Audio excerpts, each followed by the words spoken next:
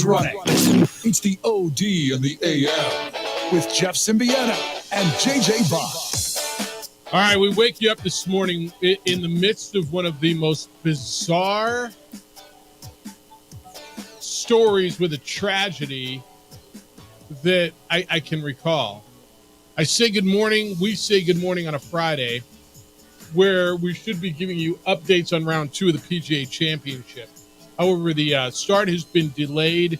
There was an accident outside of Valhalla in Louisville that involved a pedestrian. It was a fatality. A pedestrian lost his or her life. And then the other headline, or depending on where you're coming from, headline, the number one golfer in the world, Scottie Scheffler, has been arrested, not for hitting the pedestrian, but for allegedly trying to get around it. And look, man, if there's a star athlete in the world, I said, hey, there's a star athlete that was arrested this morning, I'm going to guess Scottie Scheffler would have been close to the bottom of your list of saying it's going to be that one. We'll walk you through what we know. This is developing. The video's crazy. It's all nuts. There's a mugshot out there. It's the opening drive. Jeff Symbieta, JJ Buck. How you living? Good morning.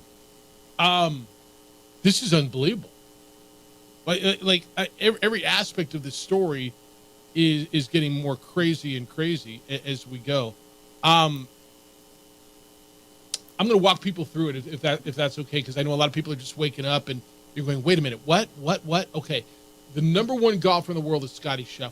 He, I believe, shot a 3 under yesterday, if that matters to you. So he was going to the golf course, Valhalla in Louisville this morning, and Metro Police there had there was an accident. So you've been by the scene of an accident. It was blocked off, and there was traffic outside the golf course. There was a man who was struck and killed by a shuttle bus at about 5 o'clock Eastern time this morning. Scottie Scheffler, by reports, and ESPN's Jeff Darlington evidently was in the vehicle right behind him and saw this whole thing happen, said that Scottie Scheffler tried to get around the scene. I guess he was told to stop and continued to go. According to Darlington, the police officer attached himself to the vehicle, whatever that means. So Scheffler went another 10 yards and stopped. The officer ran over, grabbed him, pulled him out of the car, arrested him. He has been booked. Scottie Scheffler faces charges of second-degree assault of a police officer, third-degree criminal mischief, reckless driving and disregarding traffic signals from an officer directing traffic. There's video of Scheffler being arrested, walked to the vehicle, walked to the car. He has, JJ, since been released. They pushed it back at the start. He's got about an hour and 5 minutes to get to his tee time. I don't know how he's going to get there. The traffic, by every account, is still crazy outside of Valhalla. The weather's bad. There's the accident. There's basic traffic getting into a major event. And I don't know what the biggest part of to you the story is, whether it's obviously a man lost his life, which is tragic. This is bonkers crazy. And by every account, people who know Scheffler, it's out of character. If in fact he was the guy that we're getting different reports. The police evidently, according to some, the police were a little aggressive. Others say, Scottie probably was in the wrong. I don't know. The truth may lie somewhere in the middle. Probably does lie somewhere in the middle. Feels like you have, a lot of kind of officers on edge in terms of the amount of traffic they're dealing with. There's fatality, so they're trying to slow things down. It feels like Scottie Scheffler was doing something that other golfers had done in the previous minutes or within that time frame of trying to get into the grounds in a marked PGA Tour vehicle. And sounds like a lot of confusion that went on. And from what is being reported, I think we're actually see Scottie Scheffler on the golf course today. We may, if he can get there. I just, Adrian, I showed up to the camera the Scottie Scheffler mugshot in his orange jumpsuit, or his orange prison gear. So he was booked. He was put in a orange prison garb, and he has been processed and he's been released. Peter Burns of ESPN reported that he was on the he'd gone through before, and there were a number of golfers who had gone through that same entrance. Evidently, JJ, they all have courtesy vehicles, and the players have up in the upper left part of the windshield. It's a P, an identifying P that shows that they are players. And the other players said they were waved right through, that there wasn't an issue, that they were waved through. They were already on the practice green. They were already on the range as it was raining in Louisville this morning. So according to the report that, again, Jeff Darlington from ESPN was right behind it. He jumped out with his cell phone, took video. The video's out there. It's kind of crazy. The officer's saying, get back, get back. He's going to jail. There's nothing you can do about it. What do you want? You have a question. So after about 20, 30 seconds, evidently Scheffler rolled down his window to talk to the officer, and the officer grabbed his arm to pull him out of the vehicle. This is all according to Darlington. The officer reached inside the vehicle to open the door, and once Scheffler was pulled out, he was pushed up against the car and placed in handcuffs. Handled as if he was an aggressive criminal. Which is, again, like you probably don't even know what Scotty Scheffler's voice sounds like, right? I mean, he's this unassuming number one golfer in the world. And so Darlington was right there at the entrance where he was detained. And Darlington claims that Scheffler turned to him and said, please help me. And the cop told him, you need to get out of the way. He's going to jail and there's nothing you can do about it. So that's where we are, and play has been delayed. They're going to start. Let me give you the start time. JJ, I mean, of all the Denver Nuggets are saying thank you to Scotty Scheffler right now for bearing the lead, because we're going to get to them. 10:38. So what time are they going to go? 7:08 Eastern was when they were supposed to go, which was 5:08 in the morning. So I guess they're going to get started here right about now. You got Alex Noren's group and Harris English group is supposed to be on the course. So I guess they're going to get started. But Scheffler has been backed up, from what I understand, to 10:08 this morning, our time. No, 10:08 Eastern time, and 8:08 our time. So that's where it is. He's -4. He's 5 strokes off the lead of Xander Schauffele. And I can't recall. Do you ever recall a player getting arrested on game day and then going and playing? Because if he can get to the golf course, and I'm going to guess they gave him his clothes back, and he's not going to have to play in an orange jumpsuit.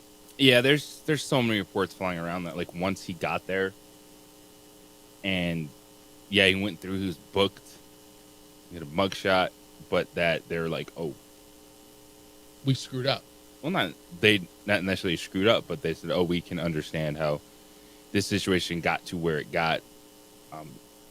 And I don't know the exact word for it, but charges dismissed. I haven't seen anything on dismissed. You've seen dismissed yet? I've seen reports of it by ESPN people saying that's why they're actually trying to get him to the golf course. I've seen release on his own recognizance is what I've seen. Now, I haven't seen any charges dismissed. Now, obviously, social media is going nuts. I've got everything from Right on Brand by Louisville Police to the PGA's lost control. It's hard for me to blame this on the PGA. And in fact, I can see the PGA at some point. This is not a PGA Tour event, okay? And I know they sound the same. PGA of America, who's putting on this event, is a separate body from the PGA Tour. Now, the PGA Tour, the way I understand it, does not release any discipline. So Scotty Scheffler theoretically could be disciplined by the PGA Tour, and they won't tell you. He'll go and deal, go and be with his family for 3-4 weeks, and won't play, and you won't know, and you'll just assume. There's two sides to this. First of all, there's a man who's dead, which is really the headline. Why was he the one that was slowed down when all the other players got through? And then, how does this happen? It's a bad look for the Louisville Police Department that the number one player in the world was detained in this incident. It's a bad look for Scotty if, in fact, you can't follow directions by the police, man. You're not above the law. With all due respect, and I don't know which way to go on this. I need to know more. Now, sounds like there was a lot of confusion out there where not just the police, but just regular security. Like they were just all wearing yellow vests. Yep. And so if Scotty Scheffler was slowly moving through, and you could see maybe he's like, all right, why is this security guy being this adamant to me? Let me keep moving. And then it's like, oh, this is a police officer. Oh, this just got really bad. Yeah. And there's an entrance that the players go in, and that's where, I guess they all went in. And that's where he was going in, and that's where he was just trying to get around it and get to work. But look, man, there's an accident. So this will still flush out over the next couple of hours. But the bottom line here, number one player in the world was arrested, booked this morning, and released, from what we understand, on his own recognizance, and is on the way to the golf course trying to get there. I don't know, did he get an Uber? I don't know if he got a police escort. I don't know if his caddy went and got him. But he was charged with second-degree assault of a police officer, third-degree criminal mischief, reckless driving, disregarding officer directing traffic. And here we go. Round 2 is scheduled to play today. The projected cut is even par. Tiger he bogeyed his last 2 holes yesterday to come in at +1. So he is just behind the cut line. Obviously, we'll watch him. He'll go in the afternoon. Xander Schauffele is your leader, -9. Tony Finau at 6 under with Sahith Theegala and Mark Hubbard. Rory McIlroy in a group at -5 with Colin Morikawa. So scores matter also. But man, oh man, JG, just following one of the most bizarre stories that you wake up to. You're going to wake up and you're going to see Scotty Scheffler's mugshot, the number one golfer in the world. And what did you think when you first heard it? When you heard he was arrested, what did you think? Because I thought, did he go out and get loose last night and get a DWI or something? That was my first thought, and then I heard the story. Well, I heard the whole context. So. Okay, you heard it right away. I heard it at first. Well, Scotty Scheffler was arrested. I'm like, what? Well, then the following sentence was about how. All right, we got a lot of show for you today. What a perfect day for Nick Nee to join us, the director of golf at the Sandia Golf Club. He will be with us coming up at 8:30 this morning. Obviously, talk to him about this big story. We'll get you a golf tip. And we're in the middle of the PGA Championship, the second major of the year in professional golf. Kenny Thomas due to join us from Atlanta, or on the way to Atlanta, or wherever the heck he is. That's coming up at 9 o'clock this morning. We'll kick it with Kenny. And you don't get to hide, man. A 45-point ass beating. I mean, he gets second fiddle to the number one golfer in the world being arrested, but it doesn't get to hide. When we come back, they got beat by 45 trying to close out a series. Now what do you think? As everybody said, oh, it's over again. No, it's not. But it will be on Sunday. It's the opening drive on 95.9 FM and AM 610, the Sports Center. This report is...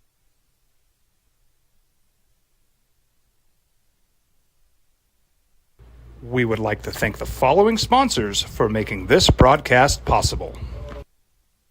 What's going on, Lobo Nation? Ja'Cory Krosky-Miller here. And I'm Devin Dampier. The Lobo football team is going through some changes, but we're here to stay. We'll put in the work on the field and in the weight room, but we'll need your help off the field. 505 Sports Adventure is leading the charge in the NIL space. And you can be part of it. You make my heart better. Try this shit better than all my intentions. Locked in shorty, you got my attention. See your baby, I get you the business. Touchdown and pay you a visit. International Protective Services is a proud supporter of ProView Sports and New Mexico Youth Athletics. IPS provides residential and commercial security services in the Albuquerque metro area. For more info, please call 505-897-2420 or visit internationalprotectiveservice.com. What's going on? Who are you guys? Well, sir, I'm going to pick you up at the DWI checkpoint for drunk driving. And that's when I have to come down to get you out of jail. Well, temporarily. I'm Judge Torres. They call him the Hammer. Hey, hot off the presses, champ. I'm real proud of you, honey. Way to make them happy back home, Captain. Who's that? That's your new buddy in jail.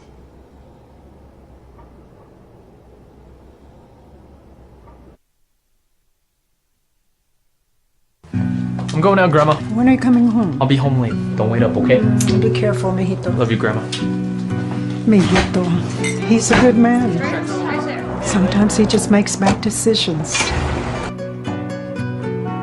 I tell him, mijito, cuidado, be careful. You might hurt someone. He doesn't listen. Until you stop, okay? Hello. It's me. Ay, mijo, where are you? Dale was drinking and driving. I need you to come and get me, okay? Please, Grandma? Can you just come and get me? Grandma? Leave him in jail.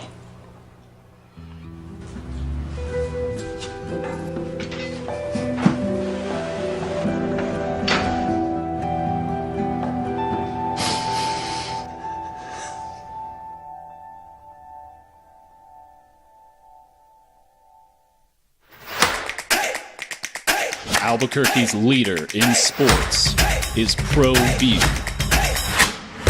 From pros to prep, all your favorite action.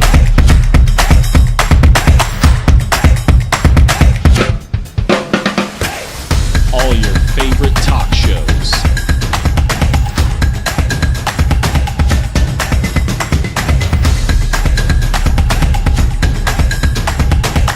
Find it on ProView Networks. We would like to thank the following sponsors for making this broadcast possible. Albuquerque's leader in sports is ProView. From pros to prep, all your favorite action.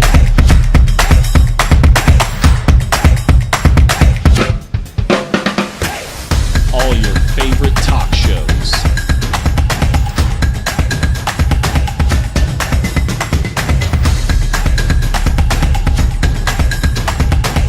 Find it on ProView Networks.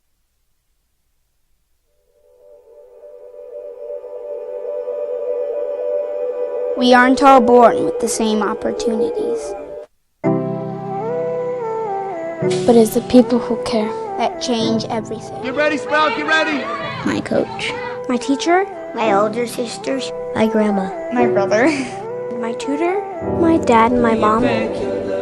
As New Mexicans, it's up to all of us to do our part. So that no child goes without love. And no family has to do it all on their own. They're all our children. Every single person is called to make a difference in the life of a child. It's up to all of us to do our part.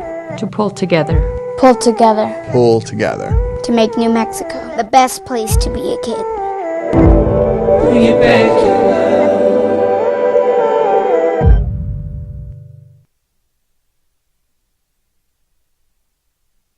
On 95.9 FM and AM 610. The Sports Animal. All right, I'll probably lead every segment with this today because I know new people are joining us. But Scotty Scheffler was arrested this morning. He's been released, JJ. The reports I'm seeing, he's now at the golf course. So he's got 50 minutes to get ready. He shoots 65 today, right? After being arrested today. You think 65 or 75? Which one's more likely? 65. Yeah, he's going to go low, I think, too. He was arrested and charged with second-degree assault of a police officer, third-degree criminal mischief, reckless driving, disregarding traffic signals. There was an officer directing traffic this morning in an accident, a fatal accident outside of Valhalla where they're playing the PGA Championship in Louisville. Scheffler tried to get around it, and then how it happens, it gets murky. There's a report, Michael Collins, who's the caddy, the bearded caddy that is really good at what he does, ESPN. He said that he was talking to an officer as he was trying to get in, and the officer said some bleep tried to get to run over one of our cops, and he's assuming that was talking about Scheffler. And was he removed from the premises? Oh, he's going to jail. That was Michael Collins' conversation. So the police obviously feel that Scheffler was the aggressor. There's reports that the police were the aggressors, and he was just trying to get to work. And so we'll see. But evidently he has been released. He's got into the golf course, and Scotty Scheffler. I got to fire up my my other screen here and get to the golf here in a minute. All right, all this does not mask that the Nuggets got beat by 45 last night in Minnesota, JJ. What a disaster. Man, Minnesota, and you never felt fully comfortable even with the Nuggets winning 3 in a row. And everyone was right back on it. So, this is the best team in basketball. They're going to beat everybody. The best team in basketball doesn't play like this. The best team in basketball doesn't get embarrassed multiple times in a 7-game series. There's more people that I look at and trust on the Minnesota Timberwolves to step up and make a play than I do the Denver Nuggets. All right, can we make a rule? And you and I did not, well, you did it once. But after that, you didn't do it again. The series is over before it's over. I mean, after they were down, the Nuggets down 2-0, and they went, it's over. It's over. You and everybody else, and that's fine. And I thought the Wolves were going to win at that point too. And then Denver wins 3 in a row, and I'm listening to the talking heads. You didn't do this. The TV, it's over. Minnesota, nice job, but the champs are going to go in and put it away. They got beat by 45. So they were up 9-2, right? Nuggets were up 9-2. They called the timeout. Did Minnesota? Okay, I disappeared for about 10 minutes. I had to replace a lever on the downstairs toilet. I bought, the little lever, the thing broke that pulls the chain.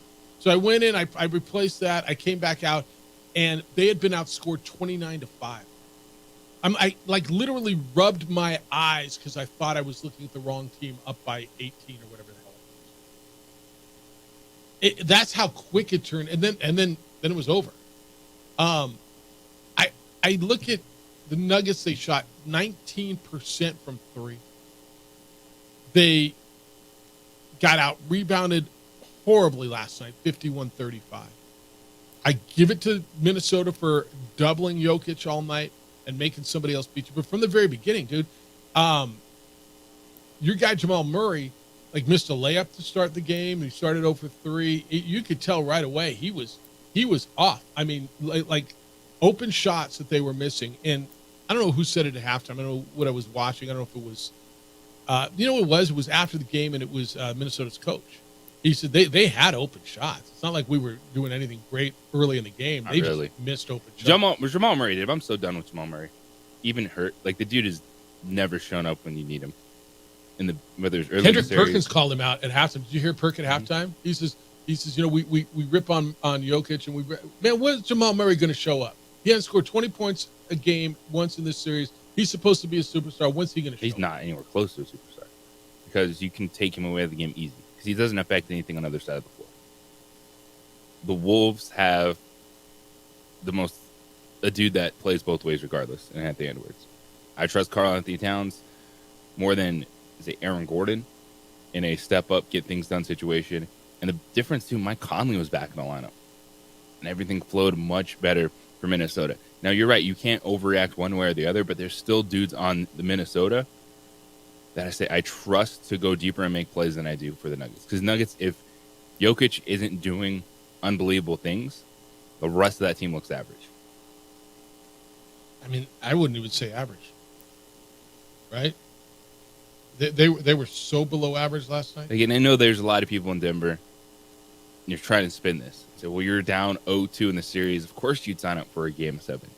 Yeah, but you didn't think that heading into Game 7, be coming off a 45-point loss to get to that game. How do you respond?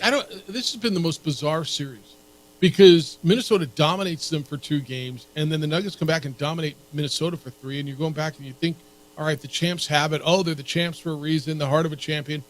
What the hell does heart of a champion mean after all that's said and done when you get beat by 45 in a game and you can close somebody out and get it? Nothing. And move on. It is. Look, there's been blowouts before, and I'm going to guess the year was 1986. You can look it up. I will. It was Memorial Day. Lakers lost that was, can you believe Memorial Day is next week? But back then, Memorial Day was the finals. That's how much we've added. But it was the Lakers got run out of Boston Garden, and it was called the Memorial Day Massacre,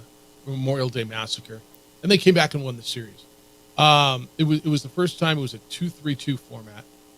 Games 1 and 2 were Boston. Lakers won the series. But game one, the Celtics won 148 to 114. So what is that? What's 48 minus 14? 38, 34. That's 34 points. It's not 45. But it's the same damn thing. I mean, at some point, more than 30 is an ass beat. And Lakers came back and won. And you just go, how can that happen? JJ, I got to believe the Nuggets are going to win going home, but I have no freaking idea. Don't believe anything. I have no idea. In this series, after what we've seen and the dramatic swings of it all. Even looking at the 3 games the Nuggets won, if I'm going into a game 7 and you say, all right, Jokic is going to have a better game, but Jamal Murray's been MIA. Don't trust him. I trust Anthony Edwards. I trust Mike Conley to make a shot. Karl-Anthony Towns was fantastic yesterday. Rudy Gobert is at least going to give a bunch of effort. And then I'm looking around at the Nuggets going, I don't know how they respond if Minnesota plays with that effort. Michael Malone, who usually has answers, I don't think had much. He's the coach of the Nuggets. I don't think he had much after the game.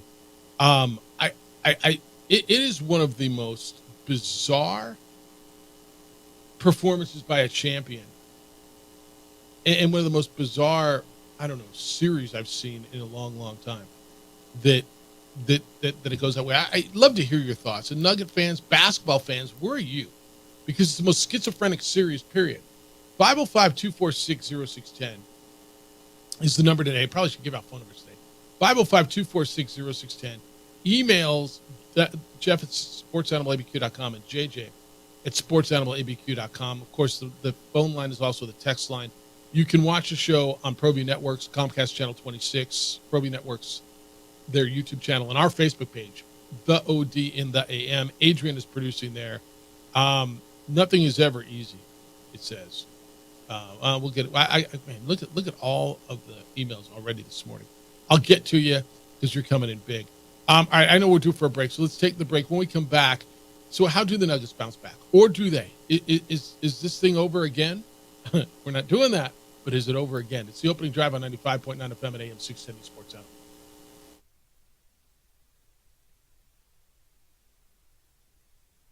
We would like to thank the following sponsors for making this broadcast possible.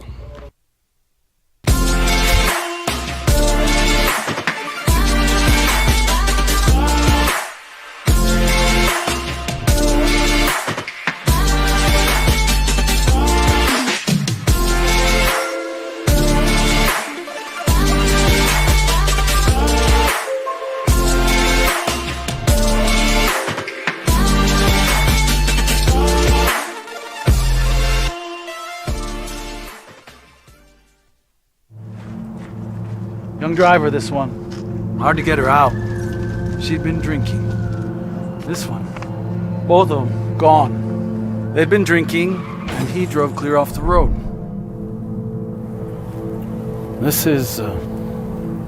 was my family. Drunk driver hit us. And my wife and our daughter, they didn't make it. Hey, look! It's Dwight Goodman! Boom! This place is hot. Let's see if anyone needs my help. How about I drive you madman home, huh? I got this, Dwight. I'm the designated driver. Boom. Sweet. Does anyone need Dwight's help getting home tonight? No thanks, Romeo. I've got a taxi all lined up. Drive safe, Dwight. Boom! Boom!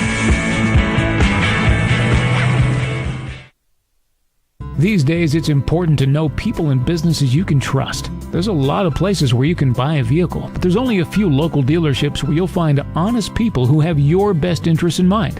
And Fiesta Kia is one of them. We've been helping our neighbors save money and drive dependable cars for years, and we'd love to help you. With new Kias arriving daily, you'll love our selection and the peace of mind you'll get driving a Kia from Fiesta. So stop by and see us today at Fiesta Kia on Lomas, or just start driving now at fiestakia.com.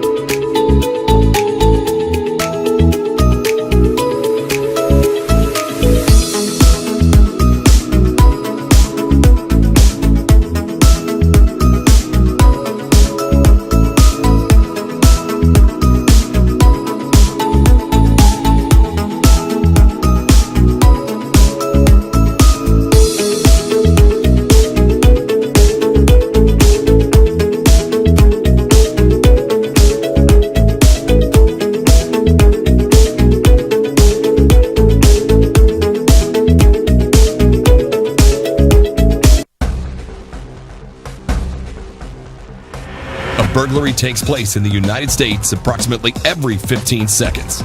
International Protective Service is your answer for commercial and residential security in all of Albuquerque. IPS will work with your monitoring company for fast, reliable response times. You can rest easy knowing you, your family, or your company is watched over by International Protective Service. Call International Protective Service today. Young driver, this one. Hard to get her out. She'd been drinking. This one. Both of them gone. They'd been drinking, and he drove clear off the road.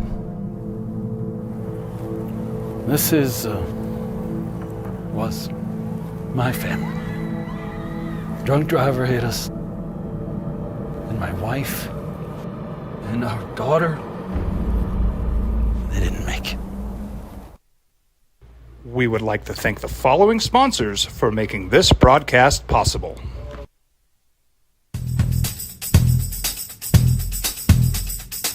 International Protective Services is a proud supporter of ProView Sports and New Mexico Youth Athletics. IPS provides residential and commercial security services in the Albuquerque metro area. For more info, please call 505-897-2420 or visit internationalprotectiveservice.com.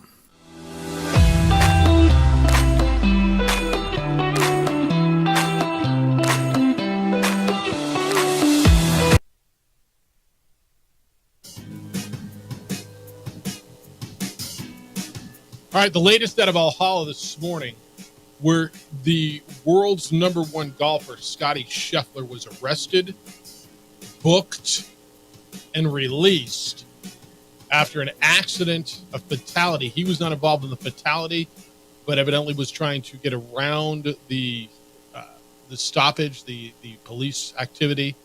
Arrested on charges of second-degree assault of a police officer, third-degree criminal mischief, reckless driving, disregarding traffic signals from a officer directing traffic. He was booked. I mean, there's a whole, you can see his whole booking, no visitation until he is assigned to a housing unit. There's a whole booking sheet. He was released. Reports are, and there he is. There's video of him right now. So I see him under an umbrella. He's out of his orange jumpsuit. He is wearing navy blue trousers and a white pullover with his umbrella and ready to play golf. He arrived at Valhalla at 7:12 our time, and every camera is on him, every eye is on him, and his tee time is coming up here at 8:08 our time, and all indications are Scotty Scheffler is going to play. He'll play with Brian Harman and Wyndham Clark. He shot a 4-under yesterday. He's 5 off of the lead, and obviously every reporter wants to talk to him, and I'm going to guess he's not going to talk. There's already a lawyer who's spoken on his behalf, JJ.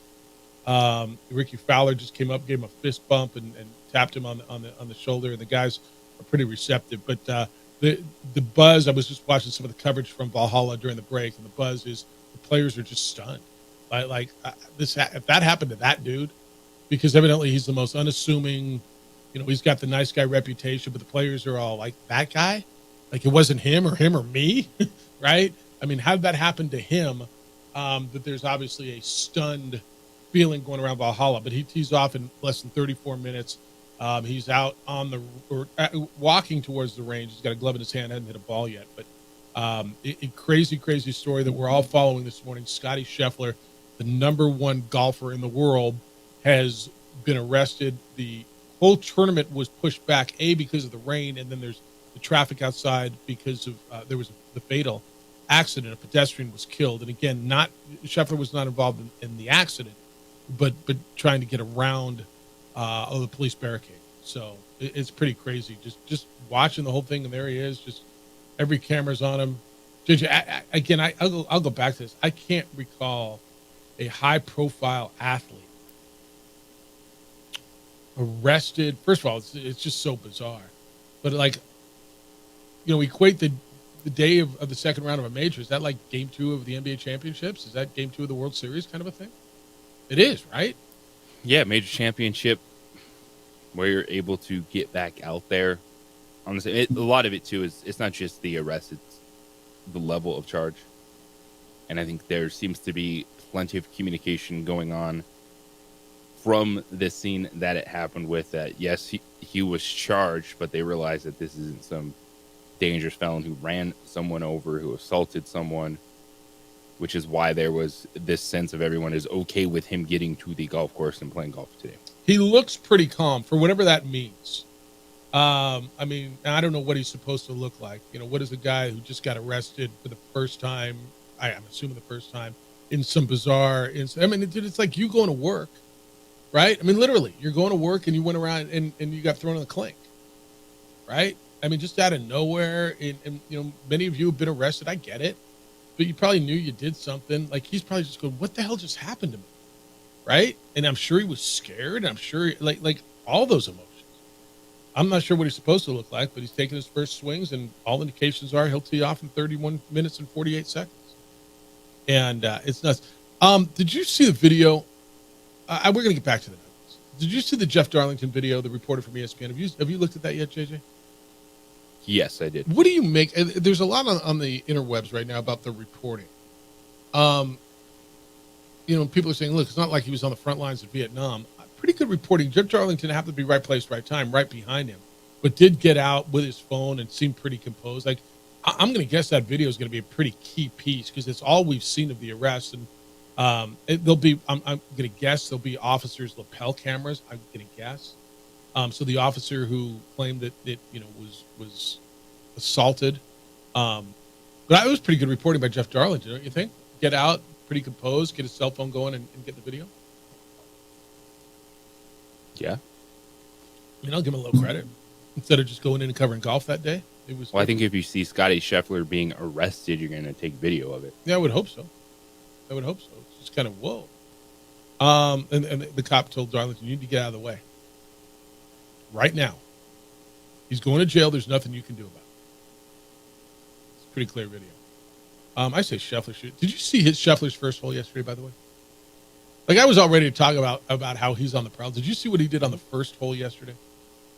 He had an eagle. He one-hopped his approach shot in for a 2 on a par 4. Still came up short? Well, it was round 1. I mean, look, Xander Schauffele's set a course record before in a major. He did it at the U.S. Open last year, shot a 62 and didn't win the tournament. I mean, Xander shot a 62 yesterday, was low round ever at a major. But he hasn't won a tournament yet. Now, he's going to have an opportunity. But this is the story, man. I mean, if there's, you know, I always tell you at the end of the day, here's what people are going to be talking about. If there's anything people are going to be talking about, it is this. It's more even than Tiger. Warren wants to know, what does the weather and delayed post time mean to Tiger? It just means it's pushed back till later in the afternoon. He can sleep in a little bit more and more rest on his body. I mean, I think what hurts Tiger more is the conditions. It's the weather. The weather hurts Tiger, right? Because it's wet, cold, that whole thing hurts him as you go through. Toby just sent me a text. He says, I haven't winning the tournament. I'm not against it now. This is one of those stories where when we're sitting here on Sunday afternoon. Dude, without getting arrested, you'd still have Scotty Scheffler winning the tournament. Yeah, but now it's even like PGA of America put out a statement. This morning we were devastated to learn that a worker with one of our vendors was tragically struck and killed by a shuttle bus outside Valhalla Golf Club. This is heartbreaking to all of us involved with the PGA Championship. We extend our sincere condolences to their family and loved ones. I don't know that they put out a statement yet on the arrest of their number one player. Again, you guys, we're going to go through this. HB says, I've learned in the past not to overreact to initial stories, Jeffy, to wait until all the facts come out. If not, garage door pulls are turned into nooses by fake news. Yawn. Huh? What's that? I don't think anyone is spinning this story in one direction or the other. I not yet. I mean, it's either did he try to run over a cop, or was that a bunch of crap? You know, did the cop just try to attach himself, or what? I mean, obviously, Scotty. I don't think Scotty Scheffler tried to. I run will over go out on a limb and say Scotty Scheffler did not try to run over. I'm gonna. Was Scotty Scheffler moving slowly away from a cop? Yeah, that's probably what happened. I'm gonna go with yours. And then they used that to arrest him. Yeah, I'm gonna side with you on that. Yeah. Yes. This guy wants, Gopher wants Preakness picks. Okay. Tellus is on the team in the USA. Tiger Woods. Can he make a run and get back in this race, Jeff? No. But can he make the cut? Yeah, he can make the cut. He's right on the cut line, at which right now is 1. It's going to be interesting to see what the rain does. Does it help him today because the course will be soft and you'll be able to throw right at the pin, or will it, if you get in the rough? There's 2 things that this rain will do at the PGA Championship. It will make it softer. So it will reward you if you hit the fairways and you can go right at pins and stick them, but it will make the rough thicker, wetter, and heavier. And so if you miss the fairways and you get into trouble, it is going to be much harder to get out of trouble. And again, I'm looking forward to having the conversation with Nick. Nick Nee, the director of golf at the Sandy Golf Club. What a perfect day for him to join us. A PGA America member. It's a PGA Championship. This is their tournament, and you can get his perspective on it. But holy smokes, dude! Like honestly, I had a whole show. I know you do here. Like there's all this stuff. It says NMSU, and we're gonna get into their home and home series and in football, and it's just. And then the number 1 golfer in the world gets arrested in a bizarre. I don't even know what would not be bizarre. But he tees off in 25 minutes. He's still hitting wedges. It's like you give me 30 minutes to warm up. That's the most warm up I've ever had. If I have a tee time at 9:06 on Sunday morning, which I think I do, if I get there at 8:50 and slap, I don't know, 6 wedges, 4 7-irons, and 5 drivers, feeling good. I consider that a huge warm up. Yeah, everybody's got the routine. All right, 505-246-0610. We'll keep you going. It's obviously, it's fascinating, right? It's fascinating. They're not showing me any golf yet. I mean, literally every camera is just focused on Scotty Scheffler and where we are in his tee time's coming up in 25 minutes and 36, 35, 34 seconds. Countdown to Scotty Scheffler's tee time is where we are after the number 1 golfer in the world was arrested this morning. Hey, International Protective Service, maybe if Scotty had IPS as personal bodyguards, he'd have been better this morning. He didn't, but they're doing amazing things. They heard you when you asked for help protecting businesses and homes up in Santa Fe, and you're getting a lot of calls up there for service. If you live in the Santa Fe area, you're concerned about threats to your property, give IPS a call, and I'm going to give you the number here in a minute. In Albuquerque, police response still is hours, especially for home and business break-ins. And in most cases, IPS shows up within 7 minutes or less. IPS will install alarms and camera systems. They'll monitor those cameras 24/7. It raises the level of security around your home and business. I know you've noticed IPS officers at local Targets, at Walmart's, stores. IPS is making a major difference for them. They can help you too. They helped me a lot. Look, I did a lot of traveling the last few weeks. They came by the house a few times every day. I had some packages delivered. They picked them up and held them for me until I got home, so they weren't porch pirated. They give me that sense of security. And in fact, we did have one little incident, and they took care of that for me. Look, your home's supposed to be a place of security. If someone breaks in, it's devastating. You don't know when it's going to happen. So let IPS keep their eyes on your home, on your business around the clock. The number's 505-897-2420. 505-897-2420. They're online at ipsglobal.com. Passionate about making Albuquerque and Santa Fe better places to live and work. This report is sponsored by...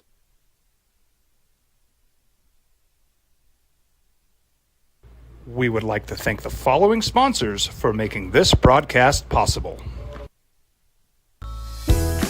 Hi, my name is Daniel Chavez, and this is my business partner, David Chavez. We are the owners of Indeed Safety. Indeed Safety is a local safety consulting company helping our clients with their safety needs for their projects. One of the things we pride ourselves as a construction safety company is helping our men and women in construction get home safe every day to their families. Indeed Safety is a proud supporter of ProView Network.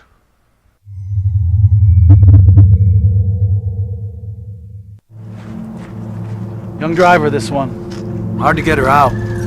She'd been drinking. This one.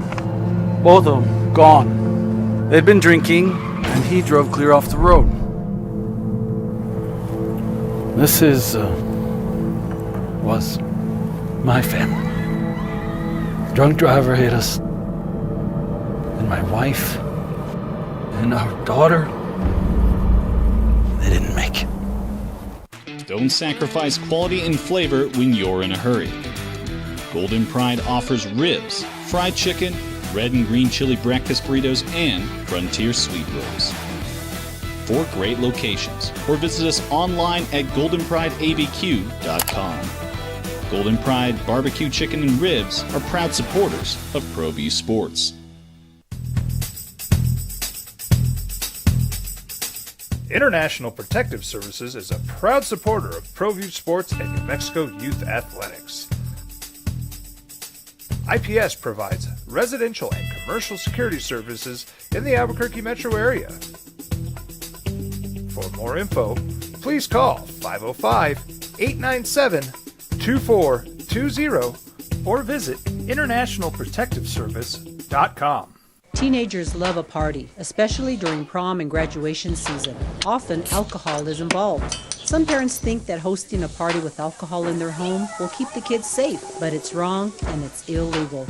As a parent, to allow your teenagers' underage friends to consume alcohol on your property is a felony. Parents who host lose the most. Don't be a party to teenage drinking. This is a program of the Drug Free Action Alliance. For more information, go to burnco.gov/do-not-host. If you're drunk, blasted, intoxicated, ripped, plastered, destroyed, bruh. If you're like this, you shouldn't be driving.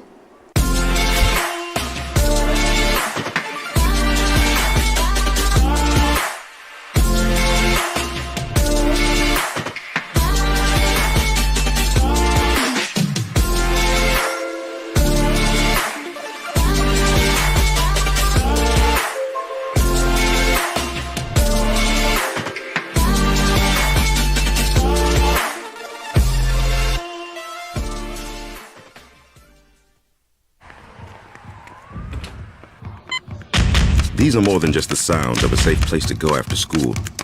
These are the sounds of interest being ignited and of mentors making an impact.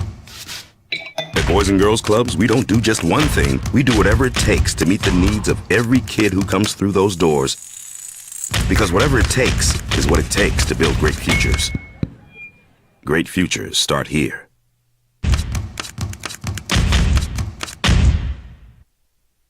We would like to thank the following sponsors for making this broadcast possible.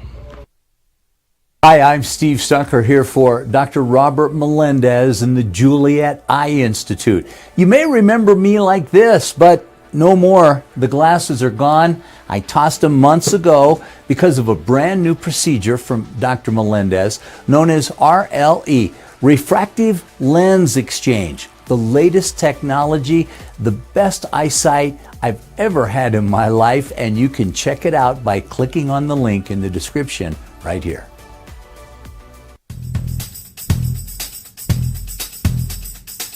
International Protective Services is a proud supporter of ProView Sports and New Mexico Youth Athletics. IPS provides residential and commercial security services in the Albuquerque metro area. For more info, please call 505-897-2420 or visit internationalprotectiveservice.com. All Golf Club in Louisville going in for the second round of the PGA Championship. He tees off in 19 minutes. He was booked. His mugshot is all over the interwebs. He was charged with 4 crimes, including assault of a police officer. And he was released, and he's warming up, and he'll be on the tee in 18 and a half minutes. It's just a bizarre story, JJ. And there is I'll get you as soon as I can find the full release from Scotty Scheffler, but that's his story. It was chaotic. I never intended to do anything. It was just a misunderstanding. I think I gotta find it. I'll find the for you. This morning I was proceeding as directed by police officers. It was a very chaotic situation, understandably so, considering the tragic accident that had occurred earlier, and there was a big misunderstanding of what I thought. Let me find the whole thing for you. What do you make of it as you hear more? It just, I mean, what you thought, right? I mean, dude probably was just trying to get around, misunderstood whatever was going on, and I mean, I can't believe Scotty Scheffler was trying to be aggressive and, you know who I am kind of guy. No, this situation seems pretty explainable. Yeah. Like a lot of confusion. Scheffler is trying to get into the tournament. Someone like, hold up. Stop. Now. Boom, boom. Here we go. All right. Here's the full statement from Scotty Scheffler. This morning I was proceeding as directed by police officers. It was a very chaotic situation. Understandably so, considering the tragic accident that had occurred earlier. And there was a big misunderstanding of what I thought I was being asked to do. I never intended to disregard any of the instructions. I'm hopeful to put this to the side and focus on golf today. Of course, all of us involved in the tournament express our deepest sympathies to the family of the man who passed away in the earlier accident this morning. It truly puts everything into perspective. That's his statement. All right. That's what you got, man. And then he's going to go out and win this damn tournament, right? And have you seen the memes? I mean, the orange jumpsuit is the new green jacket. Maybe the orange jacket will be the new jacket for the PGA. Dude, if Scheffler if he wins, can bust out an orange shirt this weekend, I hope it's part of his deal. Yeah, that would be epic. I mean, or is that disrespectful? It would be deemed by some as. It would be, but he didn't physically do the kill, the assault right. or this.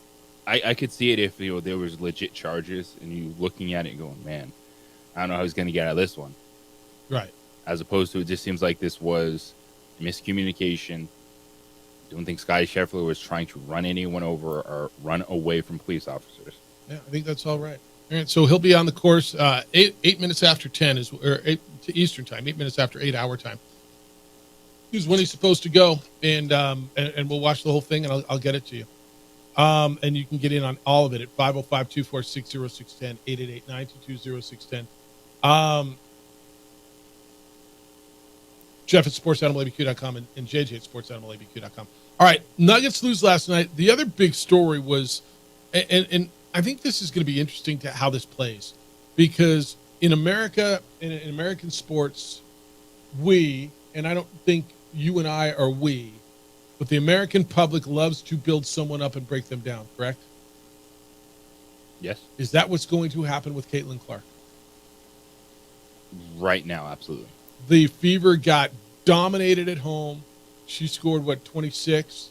Text line says, I know it's early, but the WNBA... She had 9 points. Is that what she had, 9? Last night. Yeah. All right. I know it's early, but the WNBA better hope that Caitlin Clark starts to produce. Her rough start is not what everyone expected. It won't be good if she becomes an average player. Thoughts? It's from Don. Don, this had to be expected. See,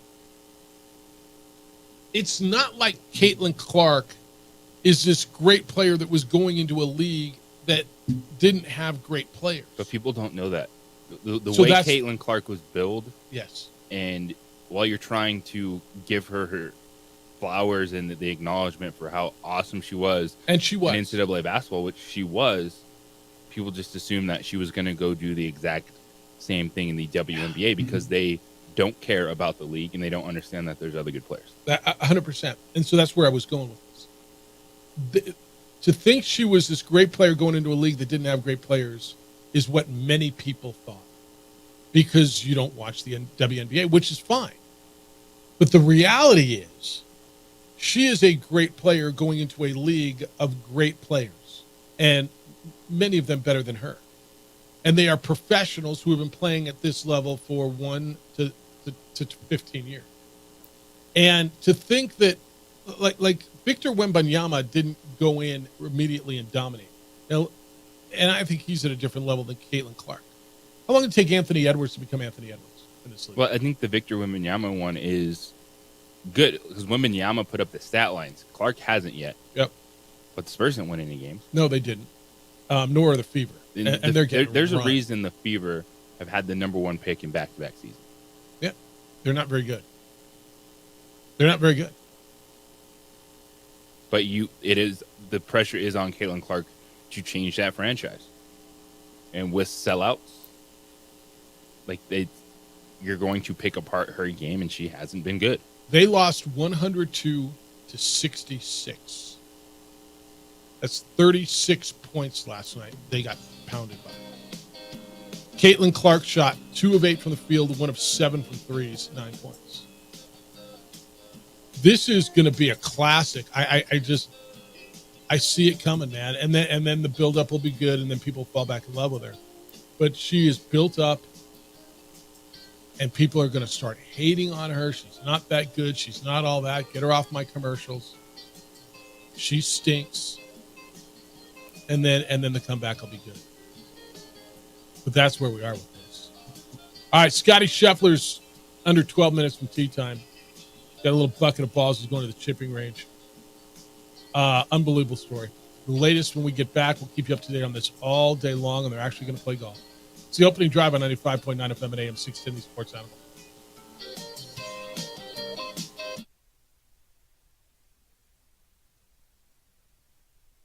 We would like to thank the following sponsors for making this broadcast possible.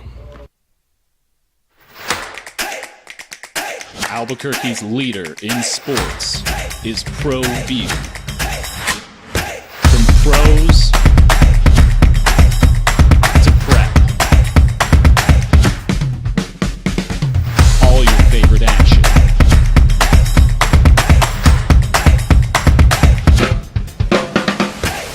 All your favorite talk shows.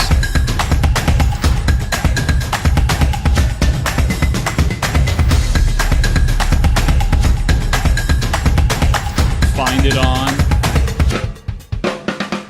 ProView Networks.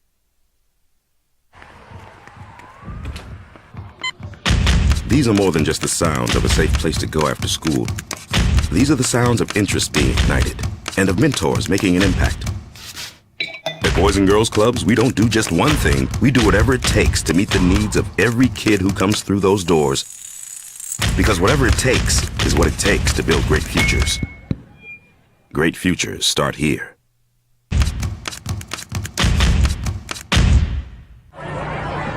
Hey, look! It's Dwight Goodman! This place is hot! Let's see if anyone needs my help. How about I drive you madman home, huh? I got this, Dwight. I'm the designated driver. Boom. Sweet! Does anyone need Dwight's help getting home tonight? No thanks, Romeo. I've got a taxi all lined up. Drive safe, Dwight. Boom! Boom! What's going on, Lobo Nation? Ja'Cory Krosky-Miller here. And I'm Devin Dampier. The Lobo football team's going through some changes, but we're here to stay. We'll put in the work on the field and in the weight room, but we'll need your help off the field. 505 Sports Venture is leading the charge in the NIL space. And you can be part of it. Try this shit better than all my intentions. Life been short and you got my attention. See your baby, I get you the business. Touchdown and pay you a visit. Well, I'm going to the frontier, walking to the cashier, order up a root beer and a number one. Cover it with green stuff, one scoop is not enough. Find a booth is real tough, backed by the Duke. Meet my family, meet my friends in the quirkiest restaurant I have ever been. All of Albuquerque's favorite spot, it's the Frontier Restaurant. The Frontier Restaurant is a proud supporter of ProView Networks. Don't sacrifice quality and flavor when you're in a hurry. Golden Pride offers ribs, fried chicken, red and green chili breakfast burritos, and Frontier sweet rolls. 4 great locations, or visit us online at goldenprideabq.com.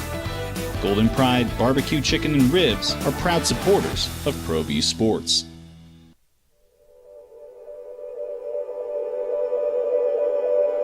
We aren't all born with the same opportunities. But it's the people who care that change everything. Get ready, Sprout, get ready! My coach, my teacher, my older sisters, my grandma, my brother, my tutor, my dad, and my mom. As New Mexicans, it's up to all of us to do our part. so that no child goes without love. And no family has to do it all on their own. They're all our children. Every single person is called to make a difference in the life of a child. It's up to all of us to do our part. To pull together. Pull together. Pull together. To make New Mexico the best place to be a kid.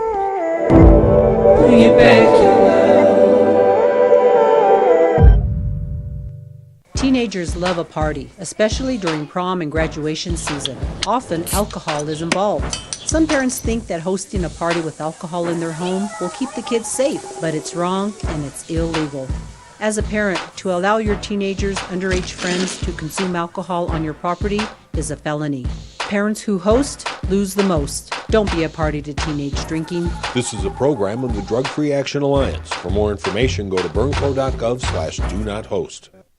What's going on, Lobo Nation? Ja'Cory Krosky-Miller here. And I'm Devin Dampier. The Lobo football team's going through some changes, but we're here to stay. We'll put in the work on the field and in the weight room, but we'll need your help off the field. 505 Sports Venture is leading the charge in the NIL space. And you can be part of it. Shorty, she better than all my intentions. Locked in, shorty, you got my attention. CEO, baby, I get you the business. Touchdown and pay you a visit. Young driver, this one. Hard to get her out. She'd been drinking. This one. Both of them gone. They'd been drinking, and he drove clear off the road. This was my family. Drunk driver hit us.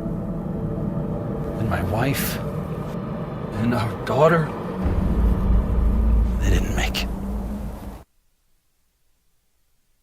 Booked, charged with second-degree assault of a police officer, third-degree criminal mischief, reckless driving, disregarding traffic signals from an officer directing traffic. The assault charge is a felony. The other three are misdemeanors. He was booked, orange jumpsuit, the whole thing, and released. He is at the golf course and is currently walking to the first tee. He got there at 12 minutes after, so literally under an hour ago. He got out to the golf course and he had 54 minutes to get ready, and he will make his first. He will make his tee time here in the next group. Jeff Symbieta, JJ Buck. A bizarre morning, man. Just a bizarre morning. I honestly heard the story. I'm like, of all dudes, that's the guy that got arrested? There's guys you would have said, yeah, I get it. That guy? We joked a little bit. Will he wear an orange shirt? He should. Toby texted me, well, I mean, he did go to Texas. Like, it would go, guys like to wear their college colors on Sunday. Oh, burnt orange. Maybe he wears a little burnt orange on Sunday. Mm-hmm. He's a Nike guy, right? Absolutely, yeah. Get Nike on the phone now. Send him that orange. Do you wear the whole orange? You go Ricky Fowler orange, like the not the whole jumpsuit look, shirt. Not pants? No. That would be disrespectful? No, that you can't. That's Ricky's thing. It could be your thing, too. No, I mean, if you were just suited in an orange jumpsuit, I mean, you think they gave it to him and said, no, this is Ricky's thing. Can I have a different color? No, the all orange. Yeah. Ricky's got that. When he was in jail, though. All right. But on the course, just orange shirt would be fun. All right, so it's pretty amazing what's happening right now. So he's walking up to the first tee, getting a standing ovation. Obviously, the players with whom he is paired, Wyndham Clark, Brian Harmon, are there. They're joking with him, hugging on him, and it'll be interesting to see. I think he goes low today, man.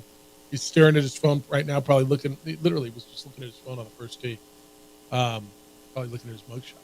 And his message. What was his day like? I mean, it's 10:04 in the morning back. Day like what? I mean, emotionally, like just think of the emotion. He's lived a weekend in 4 hours, right? A week, and it's not even over. He hasn't played golf yet. Got up this morning. He's in contention at a major. Hopefully, he slept well. Got up, goes through it, do whatever your mental prep is, eat whatever your game day breakfast is, and you're going to work. And your mind's probably thinking, all right, what am I going to do on the first tee? How am I going to warm up? Oh, this is horrible. There's not probably at that point you don't know that it's a fatality. You just see a lot of traffic. Players are going around. Next thing you know, you're in handcuffs in the back of a cop car, and you're in downtown Louisville, and you're getting booked. You're in an orange jumpsuit, and you're in a mugshot, and you're in housing, in a Louisville jail. Holy bleep! Evidently said to Jeff Darlington, the reporter, can you help me? So we'll follow this as we go. Can't let the Nuggets off the hook. Can't let the Fever off the hook. None of that. Nuggets lose last night, 115-70. 115-70. There was a 20-0 run in the first quarter, 24-0 run in the fourth quarter. Karl Anthony Towns, Naz Reid combined for 38 rebounds last night to keep the NBA's MVP Nikola Jokic to a 22 points. Relatively quiet 22, as you wrote here, JJ. Anthony Edwards, 27 points, said he didn't shoot enough last night. Jamal Murray struggled again. 4 for 18, JJ Buck. 4 for 18. Nuggets finished 7 of 36 from three-point range. That's under 20%. Just your dictionary definition of an ass beating. The Nuggets won 3 in a row. They changed this series. They did the unexpected. But I still don't trust them, even going home in Game 7. Like, there's just more things I look at. And even with Minnesota, the losses they've had, they haven't been embarrassed like this. We weren't looking at Minnesota when Denver came back and won 3 in a row and saying necessarily that they look small or their will was broken or anything along those lines. We've had those conversations about the series about the Denver Nuggets, and with Jamal Murray not being 100%, in every shot he takes has to be a contested, tough shot. The percentages are not going to be good. And Nikola Jokic is the only player I trust to make plays. You can take him away. And then if Jokic isn't going off, Aaron Gordon doesn't look as good. Michael Porter Jr. hasn't been factored in this series. It's really hard so you think it to runs trust the Nuggets. Yeah, and you think Murray's the key. And I can't disagree with you because when they won a championship, he was so good. He's such a tough shot, not only taker, but tough shot maker. And he was so good. He had a good game 3, right? That was the response game coming off of the whole towel and heat pad throwing thing. He makes a lot of money, dude. And when you're paid that kind of money, you're expected to live up to what your contract is. Nobody, I mean, that seems fair, right? If you're going to make, what's he make, $50 million a year, something along those lines? And there's adjustments in series, and you're telling me that the dude you need to be your second best player, you have to adjust him not having the ball because it's too hard for him. Yeah, I think that's what I'm hearing. And that's why I've seen the Nuggets respond. So I'm not at that point. I've been there, done that with this series, saying it's over, never say never. But in Game 7, Anthony Edwards, now he didn't score 50, but he was unstoppable. He could have if he wanted to. First of all, he didn't play the fourth quarter. Yeah, if it was a 15-point game, he would have scored 40-plus points. Yeah. And Minnesota has shown you they can slow down Nikola Jokic. There was one game with Mike Conley out of the lineup that Edwards struggled. Mike Conley is not going to be out of the lineup. Like, Anthony Edwards, Game 7 is going to show the world that this is his time. So you like the Wolves now in Game 7 is what I'm hearing from you. Yes, I do. Yeah. I don't think they're going to win by 45 points. They only got to win by 1. They only got to win by 1. They got to win by 1 point to move on. Like, I don't see that. Like, I appreciate Jokic, and I think his demeanor is fantastic. He's the guy that's not going to get too high, not going to get too low, show up, move on. But I'm just looking around, and I don't see that fight from the Nuggets. Like, if they're not rolling. You did in the last 3 games. No, there wasn't. When they were down, their backs were the wall 2-0. Their backs were against the wall 2-0. And you saw but the I fight still then, don't right? see. Is it a hunger thing? Like, the Wolves are more hungry. The only thing I see from the Nuggets is if Jokic is playing well, everyone else plays harder. Okay. Well, when they were down 2-0 and they had to, they came back. They had heart of a champion, the whole heart of a champion thing. They played with hunger. The Wolves are more hungry because they've never tasted it, right? All right, Scotty Scheffler's just on the tee. They just introduced him. Big ovation after the morning he's had. You shouldn't have to taste anything. I don't disagree with 45 you. I don't disagree with you. Getting beat by 45 and looking like that in a closeout game where you can finish this thing and put these pesky Wolves behind you and move on to the next round. Look, I don't believe any cliche when it comes to this series. Because it was the whole, that's why they're champions. That's why they're champions. They can be by 45 points. That's the heart of a champion. Like, they got back in the series. I'm expecting Game 7 to be good. But even a team that's won 3 in a row, they've had more issues against them than the Timberwolves.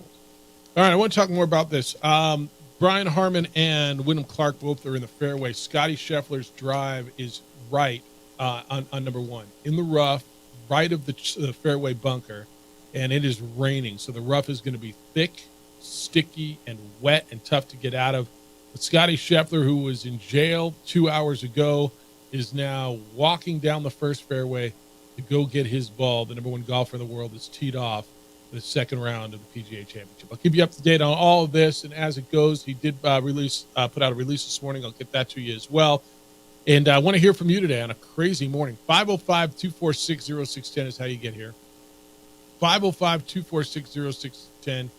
Emails, Jeff at sportsanimalabq.com, JJ at sportsanimalabq.com. It's the opening drive on 95.9 FM and AM 610, the Sports Animal.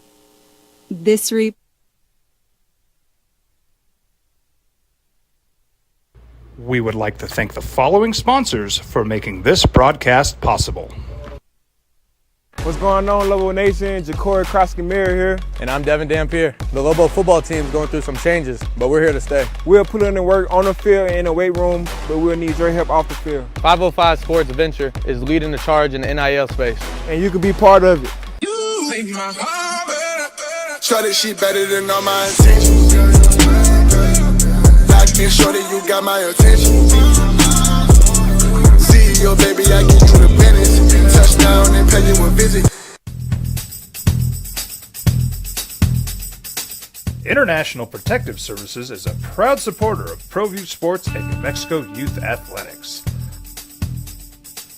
IPS provides residential and commercial security services in the Albuquerque metro area. For more info, please call 505-897-2420 or visit internationalprotectiveservice.com. ProView Networks would like to thank the following sponsors for making this broadcast possible. Hans Whitler Automotive, German car maintenance and repair in Albuquerque, New Mexico.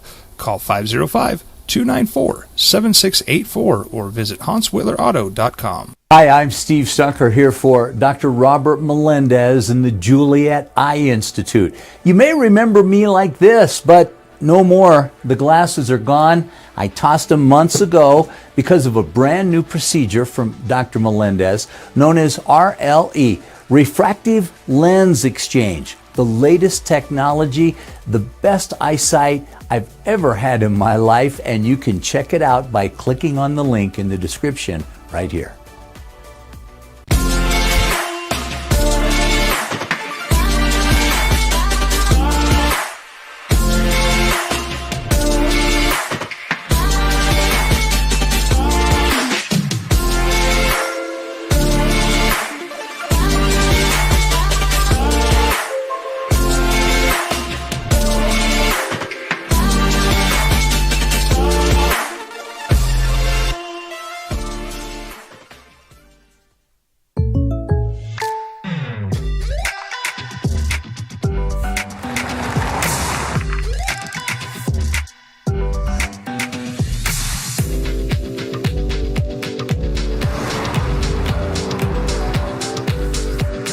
Your surprisingly great rates? Contact your local State Farm agent today.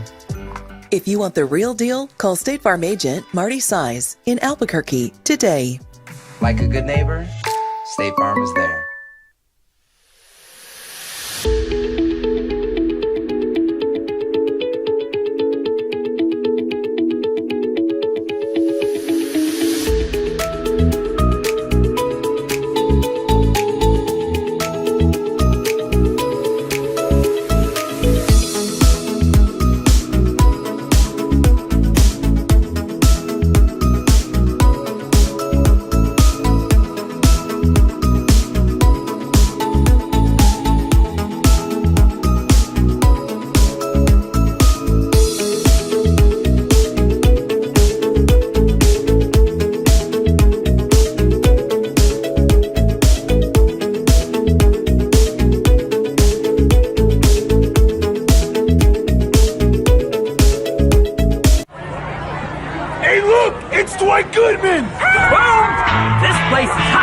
see if anyone needs my help. How about I drive you madman home, huh? I got this, Dwight. I'm the designated driver. Boom. Sweet. Does anyone need Dwight's help getting home tonight? No thanks, Romeo. I've got a taxi all lined up. Drive safe, Dwight. Boom. Boom.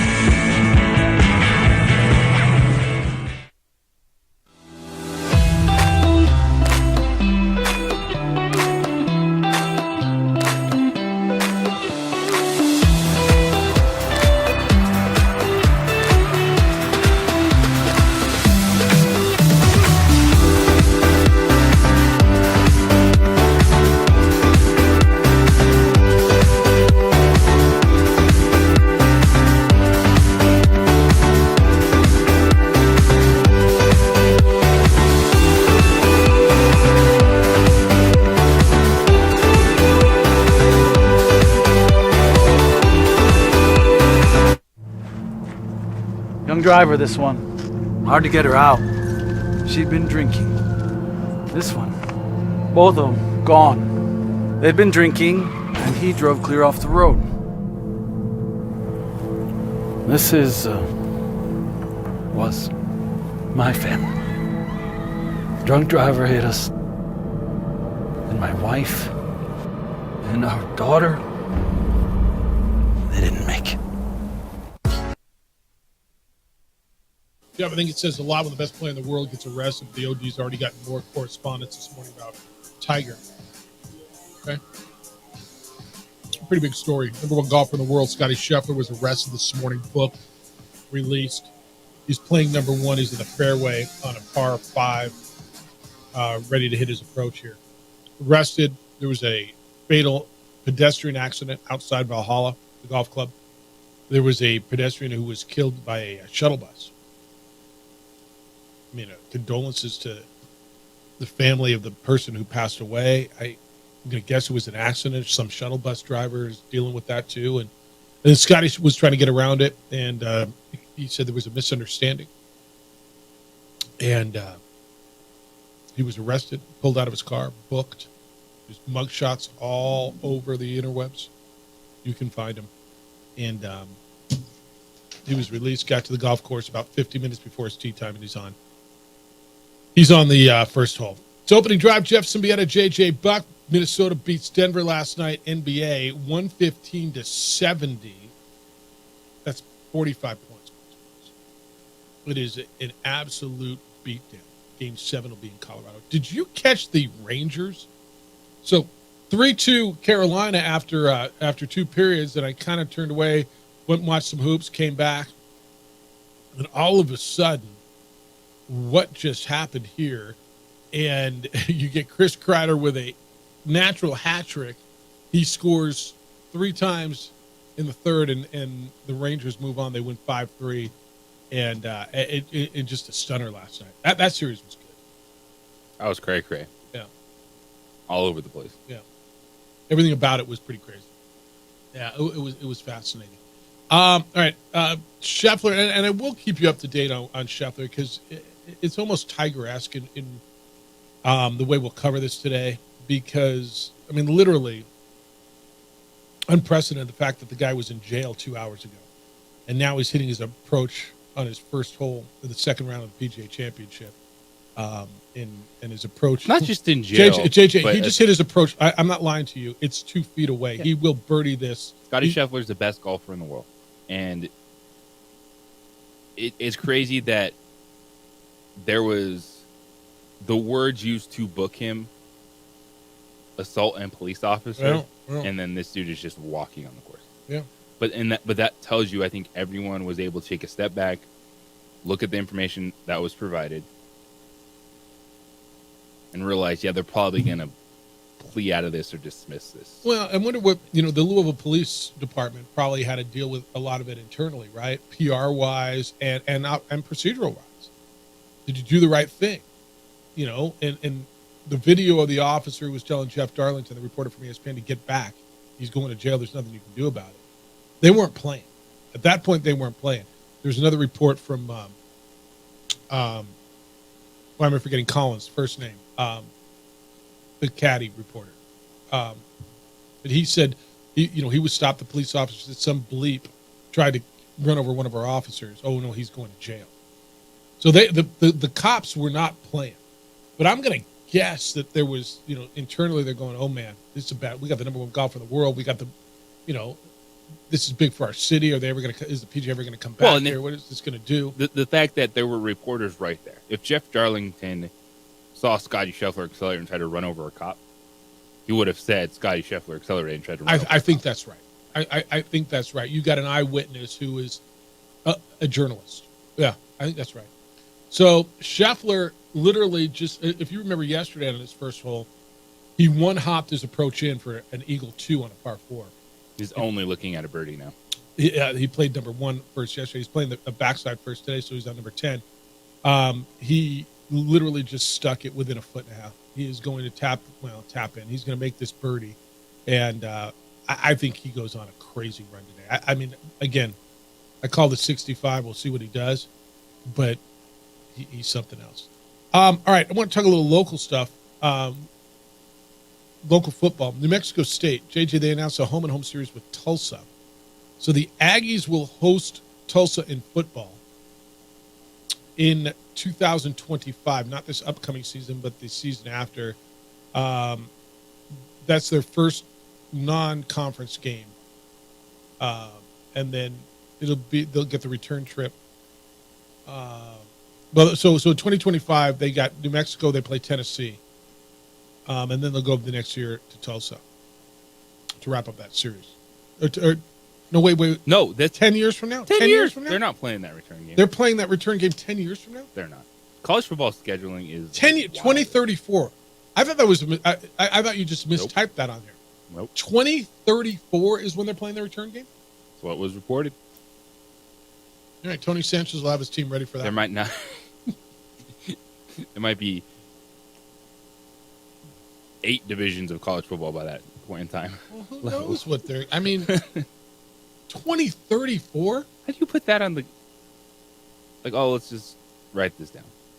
We'll because see in 10 years. everybody who's involved in that conversation knows I'm not going to be here, you're not going to be here, they're not going to be here, he's not going to be here, all right, whatever. Let them deal with it in 2030. Honestly. Yes. I mean, you're writing a check that you know you'll never have to cash. Whether it's Mario or Tony or whoever their people are, Scheffler made his birdie. He is now 5 under par, and started off and he's in 6th place. The hero we didn't know we needed, Scotty Scheffler. How's this going to play out? Is he going to be the hero, or is he going to be what a jerk? I mean, he's going to be the hero. No, there's no jerk involved. Because I think it'll be funny to people on the outside. Yeah, the story is going to get a lot of. Oh, of course, the white golf guy gets off. You're gonna get that. Interesting. Yeah, I think that's right. I've seen this morning. Good thing he's not a black man. Yeah. That was on the social media as well. Rudy, good morning. You're on the Sports Animal. Hi, Rudy. Good morning. As much as respect as I have for law enforcement, sometimes they just do crazy things. I don't know what they expected Scheffler to do. He's playing in the PGA, right? He tried to tell them that. They didn't want to hear. There was even a reporter. I was listening to the ESPN reporter talk, and I was watching him. And, when an officer starts doing that, get away, leave me alone, I just take a minute, officer, to see who you're dealing with, If of all people, Scotty Scheffler seems to be one of the most respectful people on the tour. Is that your impression of him? Yeah, one of the most low-key, humble. One of the most low-key, nicest. Like if I asked you before you woke up this morning and said, "Hey, there's going to be a premier athlete in the world who's arrested," right? And like one of the premier athletes, would he be at the bottom of your list that you were thinking Scotty Scheffler's arrested this morning? Yeah, I'd pick a bunch of NBA and NFL players before I'd ever think Scotty Scheffler. Wow, you'd go down the list of golfers before you hit him too. To see Scotty Scheffler in a jumpsuit, and then an hour and a half later, he makes birdie on his first hole of the PGA Championship is crazy. You're going to see how much focus he really has. I just think they should have said, "Who are you?" Okay, let me see some ID. Yeah, radio up. Yep, this is Scott Scheffler. Okay, let him through. And I'm pissed off that he was just trying to make his tea time. He wasn't trying to disrespect an officer, and I don't really like it when officers, if you don't move right away, and I've seen this for 43 years, if you don't move right away when they tell you, they get really bugged, and this officer started grabbing Scheffler and yanking him out of the car. Yeah, that's what it sounds like. And look, it's a tense scene. There was a fatality. Somebody who died. Obviously, it was a pretty serious scene. There was a pedestrian got run over by a van, and all the other golfers got around. And evidently, all these courtesy cars, there's a P up in the upper left corner of the windshield, identifies them as players. They all got through. For whatever reason, he didn't get waved through. I guess he kept going, and here we are, man. But he's back on the golf course, and he made birdie on his first hole, which is crazy. He's going to shoot a felony offense. He gets charged with a felony in the middle. And this goes in the category, Jeff, of it can't get any more bizarre. 100%. Except one more thing. When Toppin's agent told him to say he wanted a bigger stage, I mean, look at the attendance figures. Texas Tech what finished that behind New Mexico in attendance for basketball. You know what it means. Texas. A bigger stage meant bigger money. You know that. So, all right, I got to bounce. Have a great weekend, man. Yeah. All right. Okay, you too. We got a sweet deal for you, and I think you're going to really like this. So hit our website, sportsanimалabq.com.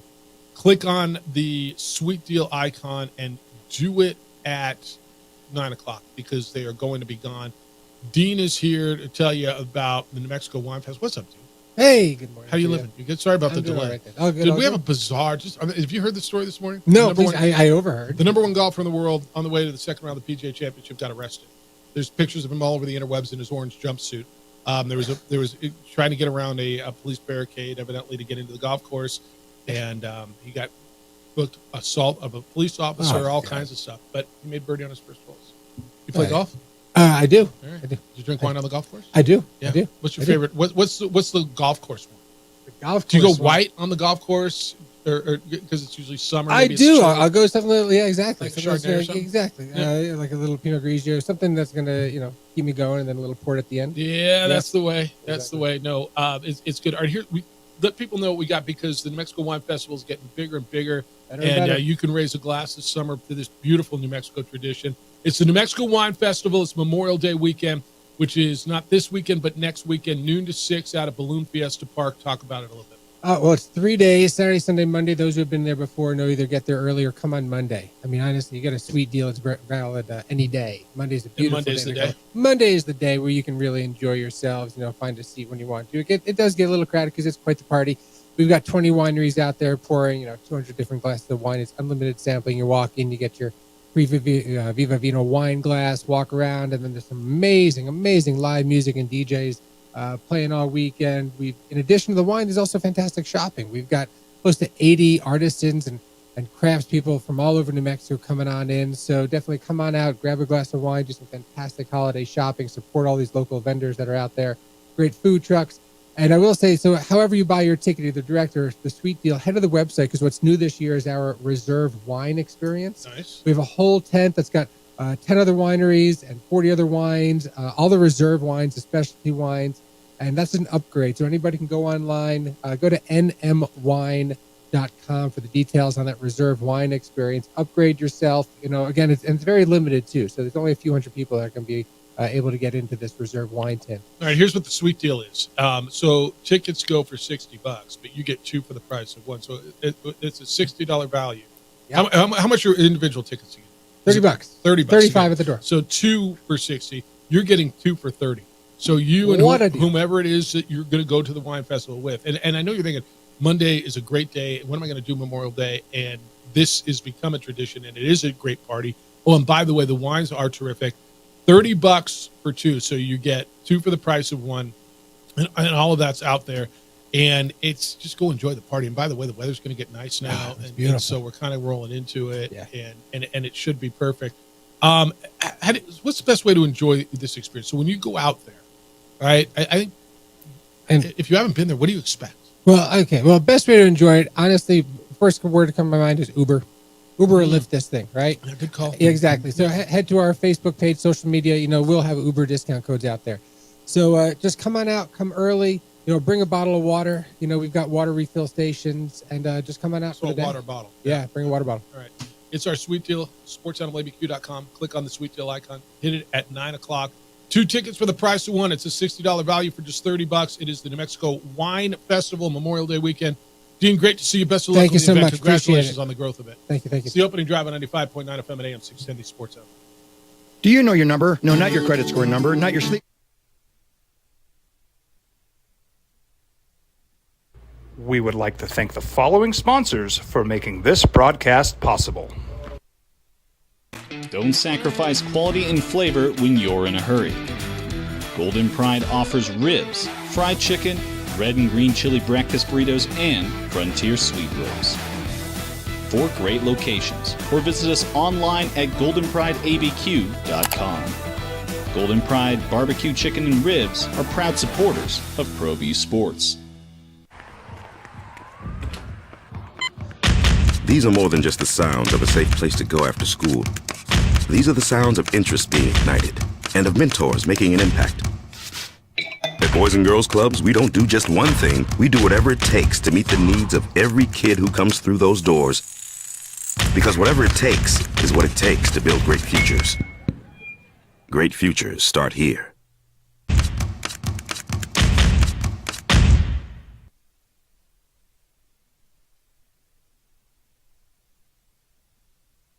We would like to thank the following sponsors for making this broadcast possible. What's going on, Lobo Nation? Ja'Cory Krosky-Mir here. And I'm Devin Dampier. The Lobo football team is going through some changes, but we're here to stay. We'll put in the work on the field and in the weight room, but we'll need your help off the field. 505 Sports Venture is leading the charge in the NIL space. And you can be part of it. You make my heart better. Try this shit better than all my intentions. Locked in, shorty, you got my attention. See your baby, I get you the business. Touchdown and pay you a visit. Teenagers love a party, especially during prom and graduation season. Often, alcohol is involved. Some parents think that hosting a party with alcohol in their home will keep the kids safe, but it's wrong and it's illegal. As a parent, to allow your teenagers' underage friends to consume alcohol on your property is a felony. Parents who host lose the most. Don't be a party to teenage drinking. This is a program of the Drug Free Action Alliance. For more information, go to burnco.gov/do-not-host. Hi, my name is Daniel Chavez, and this is my business partner, David Chavez. We are the owners of Indeed Safety. Indeed Safety is a local safety consulting company helping our clients with their safety needs for their projects. One of the things we pride ourselves as a construction safety company is helping our men and women in construction get home safe every day to their families. Indeed Safety is a proud supporter of ProView Network.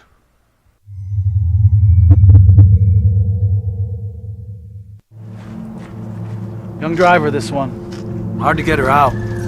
She'd been drinking. This one.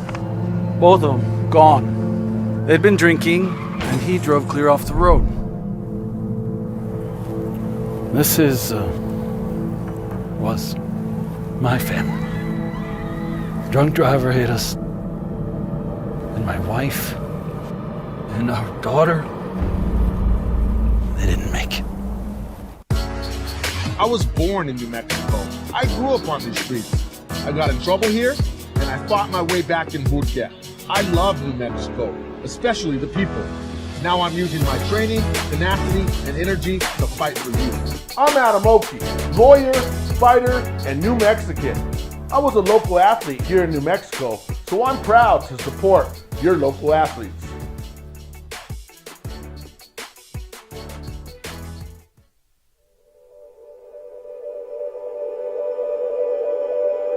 We aren't all born with the same opportunities. But it's the people who care that change everything. Get ready, Sprout, get ready! My coach. My teacher. My older sisters. My grandma. My brother. My tutor. My dad and my mom. As New Mexicans, it's up to all of us to do our part. So that no child goes without love. And no family has to do it all on their own. They're all our children. Every single person is called to make a difference in the life of a child. It's up to all of us to do our part. To pull together. Pull together. Pull together. To make New Mexico the best place to be a kid. Bring it back.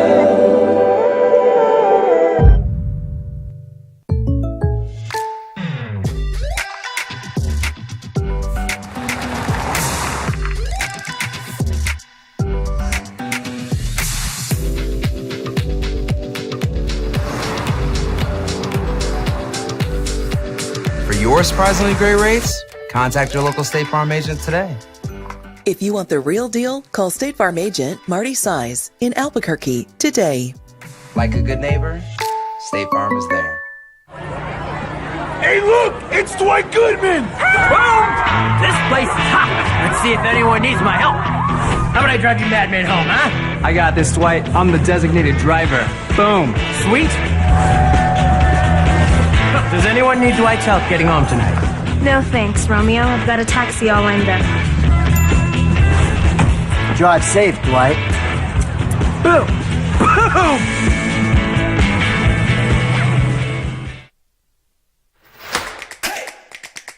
Albuquerque's leader in sports is ProView. From pros to prep. All your favorite action.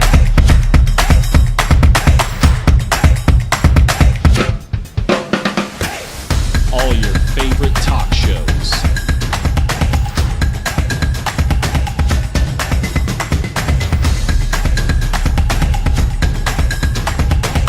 Find it on ProView Networks. We would like to thank the following sponsors for making this broadcast possible. Hi, I'm Steve Stucker here for Dr. Robert Melendez and the Juliet Eye Institute. You may remember me like this, but no more. The glasses are gone. I tossed them months ago because of a brand new procedure from Dr. Omaha! Omaha! Omaha! Call a little audible today because I'm an idiot and I blew the clock up. And Nick Nee's going to join us at 9:30 today, the director of golf out of San Diego Golf Club.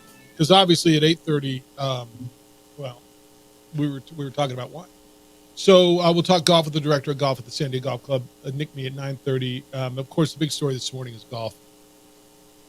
Not necessarily because it's the second round of the PGA Championship, but because Scottie Scheffler, the number one player in the world, got arrested this morning, booked, orange jumpsuit, the whole thing.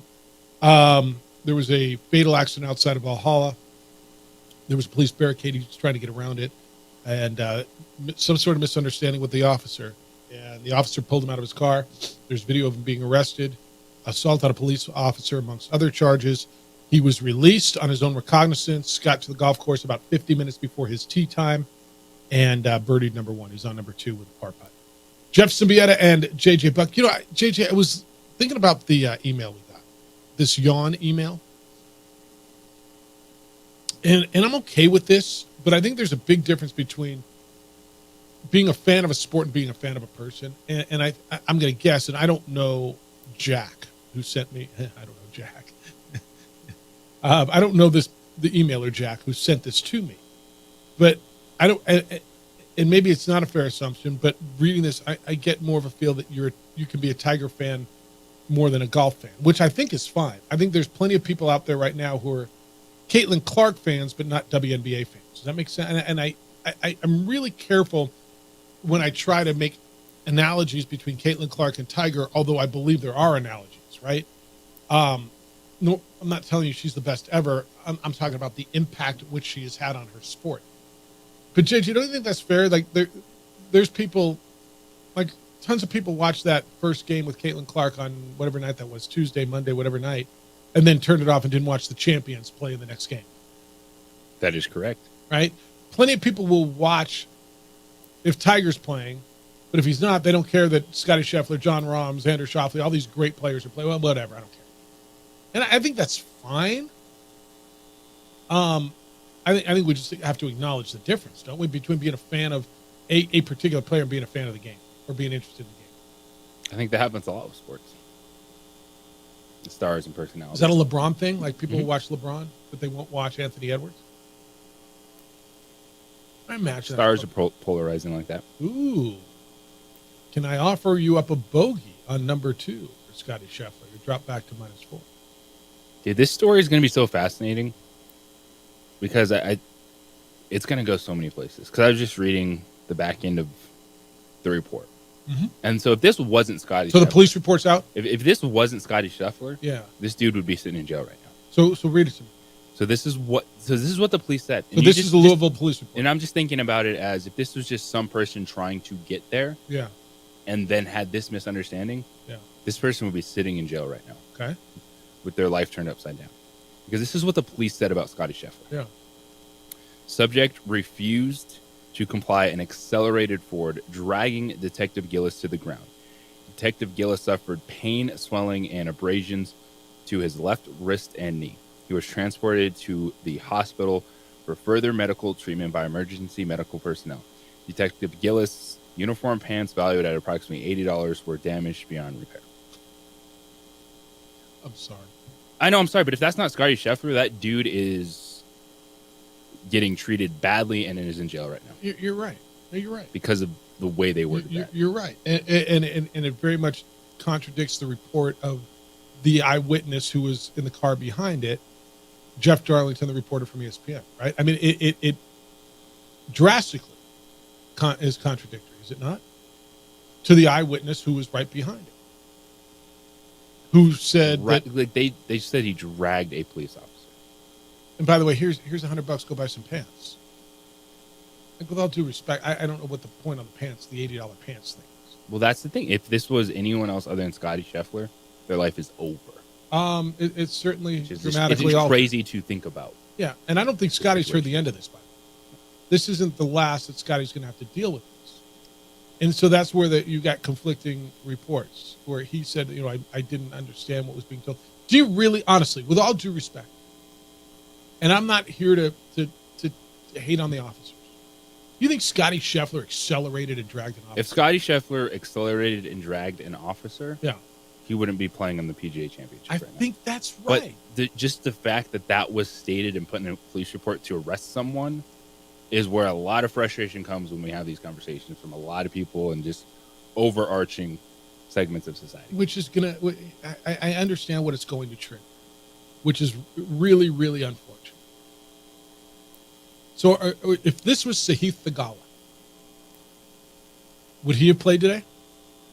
Because I know we're going Would there. one of the owners or the club been there to pick him up like he was Scotty Scheffler? I believe so. Of the club, of Valhalla? Mm-hmm. Absolutely. Oh, yeah. If somebody with the golf tournament, with the PGA, yes. You don't think that somebody would have, if this was Sahith Theegala or a player of color, you're telling me that they would not, somebody at the club would not have gone and picked him up with this, because while it wouldn't have been as crazy that it was the number one player in the world, it's still a really good PGA player who would have gotten arrested in a crazy fashion for this. Call me naive if you will, but yeah, I absolutely believe that. You do not.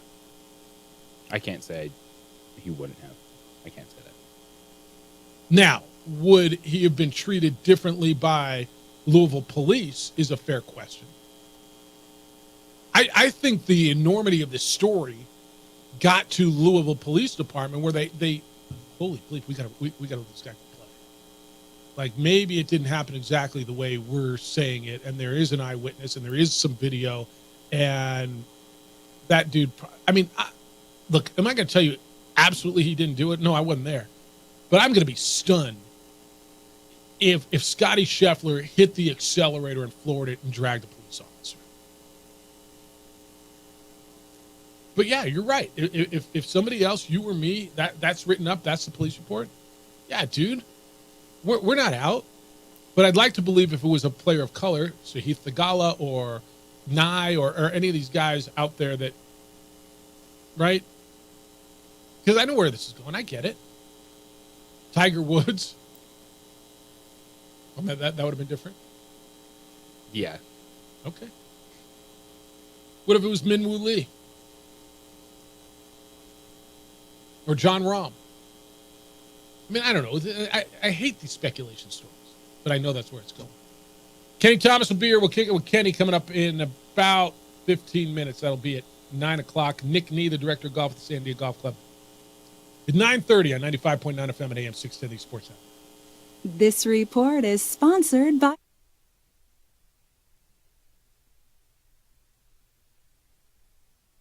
We would like to thank the following sponsors for making this broadcast possible. Hi, I'm Steve Stunker here for Dr. Robert Melendez and the Juliet Eye Institute. You may remember me like this, but no more. The glasses are gone. I tossed them months ago because of a brand new procedure from Dr. Melendez known as RLE, Refractive Lens Exchange. The latest technology, the best eyesight I've ever had in my life, and you can check it out by clicking on the link in the description right here.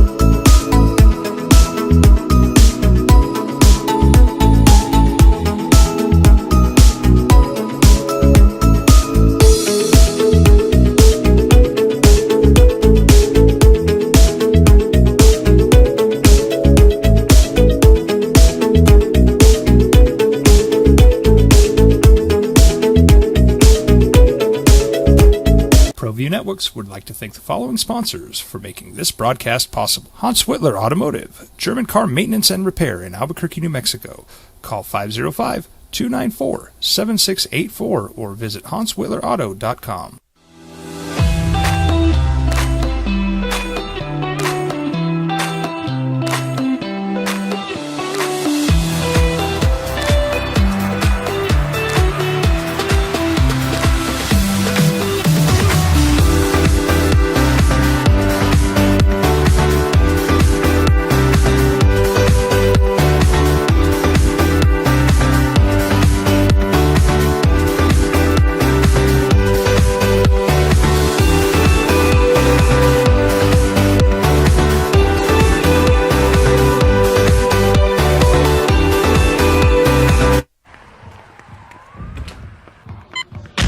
These are more than just the sounds of a safe place to go after school.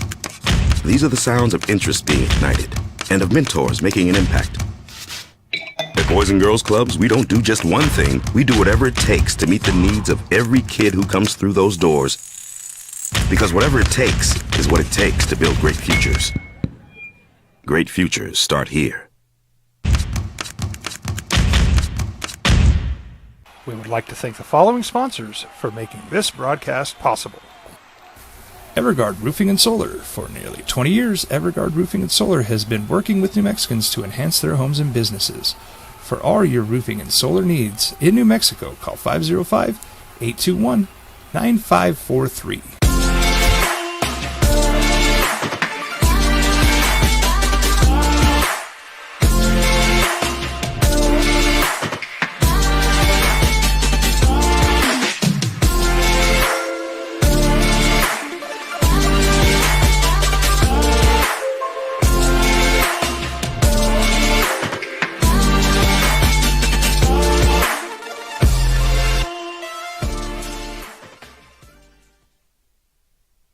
We would like to thank the following sponsors for making this broadcast possible.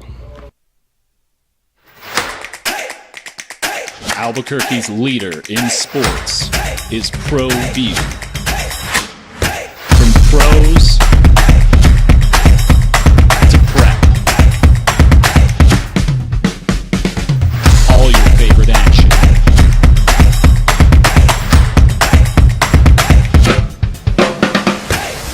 All your favorite talk shows.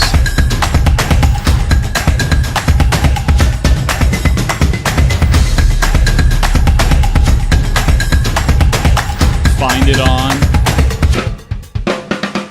ProView Networks.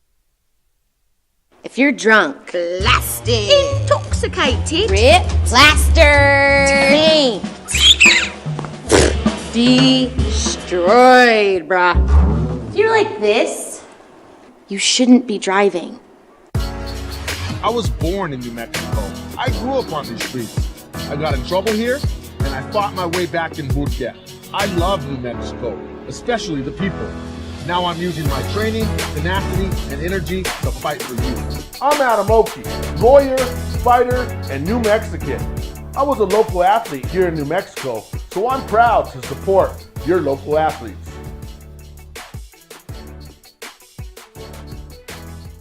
What's going on, Lobo Nation? Ja'Cory Krosky-Miller here. And I'm Devin Dampier. The Lobo football team is going through some changes, but we're here to stay. We'll put in the work on the field and in the weight room, but we'll need your help off the field. 505 Sports Venture is leading the charge in the NIL space. And you can be part of it.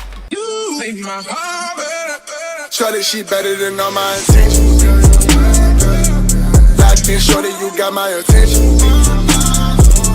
CEO, baby, I get you the business. Touchdown and pay you a visit.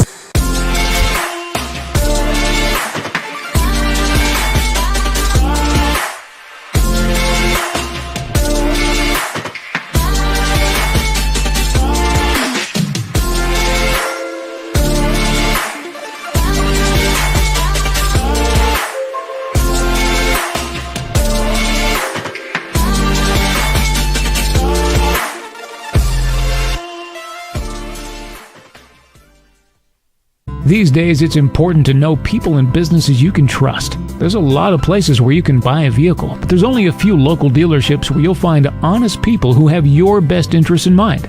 And Fiesta Kia is one of them. We've been helping our neighbors save money and drive dependable cars for years, and we'd love to help you. With new Kias arriving daily, you'll love our selection and the peace of mind you'll get driving a Kia from Fiesta. So stop by and see us today at Fiesta Kia on Lomas, or just start driving now at fiestakia.com.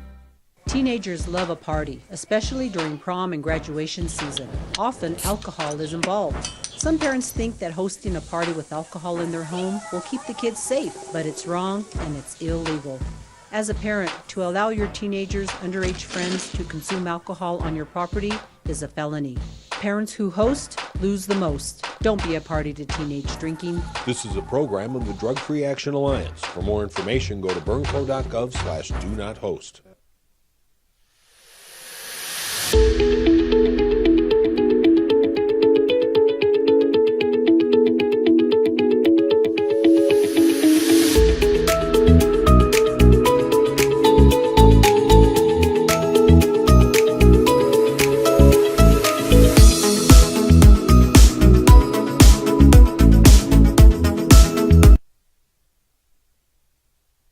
All right, the morning after the Timberwolves beat the Nuggets by 45. By 45 in a closeout game. We'll have Game 7 on Sunday. The morning after Caitlin Clark and her Fever got beat by 34, I believe is the number. Could have been 36. And she scored 9. The story is all about the number one golfer in the world getting arrested this morning, but he's on the golf course on his third hole. Scotty Scheffler was arrested on his way into the golf course this morning. There was a police detour outside because there was a fatal accident with a pedestrian. He tried to get around it. There was an incident. The police report, JJ, again, I'm going to ask you to read that again, that one part. But it says that he accelerated. Scotty says it was a misunderstanding. The reporter from ESPN, Jeff Darlington, who was right behind the incident, said, the officer attached himself to the vehicle. Dude, he just rolled in, Scheffler did, about a 30-foot birdie putt on his third hole. He's gone birdie, bogey, birdie. I mean, a bomb just now. He's 500. Go ahead and read what the police report says, please. Subject refused to comply and accelerated forward, dragging Detective Gillis to the ground. Detective Gillis suffered pain, swelling, and abrasions to his left wrist and knee. He was transported to the hospital for further medical treatment by emergency medical personnel. Detective Gillis' uniform pants, valued at approximately $80, were damaged beyond repair. All right, it said he accelerated. And then Jeff Darlington, the vehicle behind, said, that's not his account of it. So it's going to be interesting. There'll be witnesses and there'll be video. And I got to believe there's going to be more video because there's video everywhere of everything. But that's the deal. And Scheffler's on his third hole, and he's 1 under for the day, and he's 5 under for the tournament. And he's right there in contention. I think he's going to shoot a 65 today and go stinking low. But we'll see. You're in on all this stuff at 505-246-0610. Area code 505-246-0610. Text line I don't know if you guys ever had run-ins with cops, but it's more believable to me that a cop got his feelings hurt and then wielded his power like a sledgehammer rather than Scotty Scheffler trying to run somebody over. Kind of what Rudy was saying too, phone call earlier. I just, knowing what we know of that guy, it's really hard to believe that Scotty Scheffler accelerated and tried to run over a cop. Now, was he anxious? He wanted to get to work? I could see that. Was he trying to get around the barricade? I could see that. He says he misunderstood the command. All the other players seem to have gotten in. All right, we'll kick it with Kenny. We got to call Kenny Thomas. He's on his way to Atlanta somewhere. Have a conversation with him about how the hell the defending champions, the heart of a champion, get run out of Minnesota by 45 last night. It's the opening drive on 95.9 FM and AM 670 Sports Animal.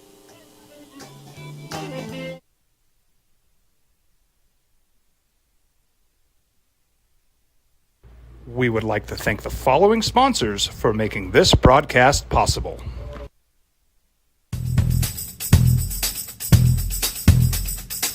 International Protective Services is a proud supporter of ProView Sports and New Mexico Youth Athletics.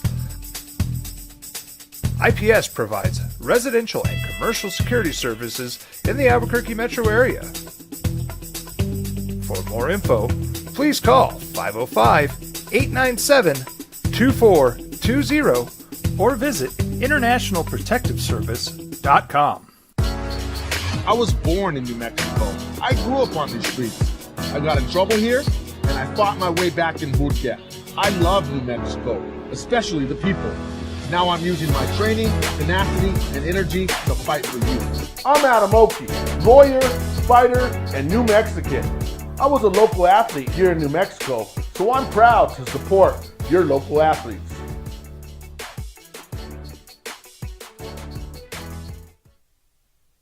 We would like to thank the following sponsors for making this broadcast possible.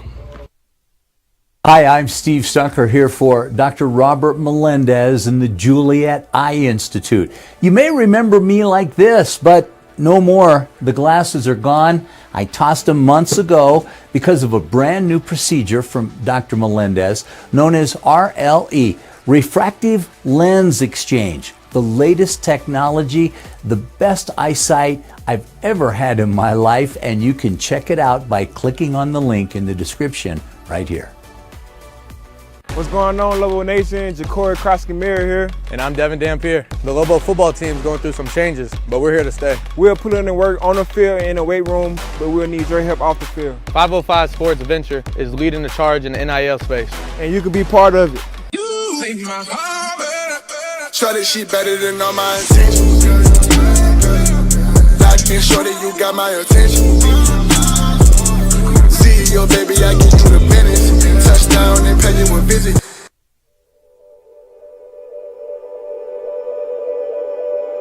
We aren't all born with the same opportunities.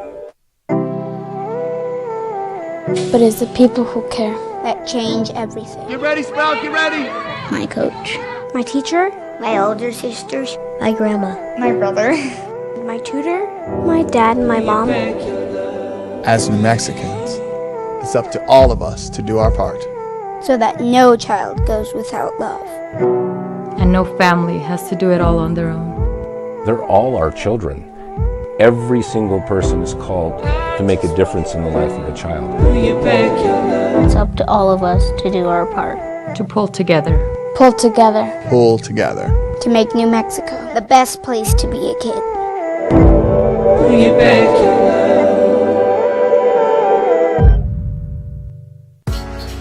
I was born in New Mexico. I grew up on these streets. I got in trouble here, and I fought my way back in boot camp. I love New Mexico, especially the people. Now I'm using my training, tenacity, and energy to fight for you. I'm Adam Oki, lawyer, fighter, and New Mexican. I was a local athlete here in New Mexico, so I'm proud to support. Thomas, brought to you by Capital Ford on 95.9 FM and AM 610, the sports animal. Well, big hoops last night. Big hoops for one team. The Denver Nuggets went into Minneapolis last night looking to close out a series against the Minnesota Timberwolves. Nuggets had won 3 games in a row after dropping the first 2. Nuggets got run out of the target center. Bullseye, bullseye, bullseyes with that targets on their back. 115-70. Denver Nuggets get beat by 45 last night up in Minneapolis, and that will go on to a game 7, which will be in Colorado coming up on Sunday. Opening drive, Jeff Sabieta and JJ Buck. We're kicking it with Kenny, former Lobo great, 11-year NBA veteran, and man trotting around the globe is with us this morning. What's happening, Kenny Thomas? How you living? Man, what's going on, man? Where are you? I'm chilling, man. You laying in bed or what?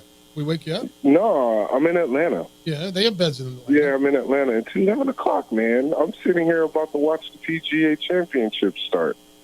Have you heard the news this morning on the PGA Championship? Oh, my God, I just saw it. I just saw it about Scotty Scheffler. If there was a dude, if I said, hey, if you walked in, because every once in a while you walk in the studio and I give you news, I said, hey, one of the top athletes in the world, like one of the best in his sport, got arrested this morning. Where would Scotty Scheffler have been on your guest list? What do you think? Last? Second to last? Maybe. Very last. Yeah. It's a crazy story, man. And I don't know if you've watched it, but he's gone birdie, bogey, birdie to start. He hit his approach on he played the backside first. He's on number 10. His approach to within a foot and a half, tapped it in. Bogeyed number 11, and then hit a 30-foot bomb putt on the 3rd, so he's 1 under on the day. Birdie, bogey. I say he shoots a 65 today. It goes nuts. That's insane. If he comes out and he wins this, it's going to be unreal. Right now, he's -4. Just teed off on 10. Yeah. He's down to -5. Yeah, he's -5. He's played 3 holes already. So he's okay, gotcha. Yeah. Wow. Yeah. That's insane. I can only imagine, man. I hate to say this, but police officers, you never know.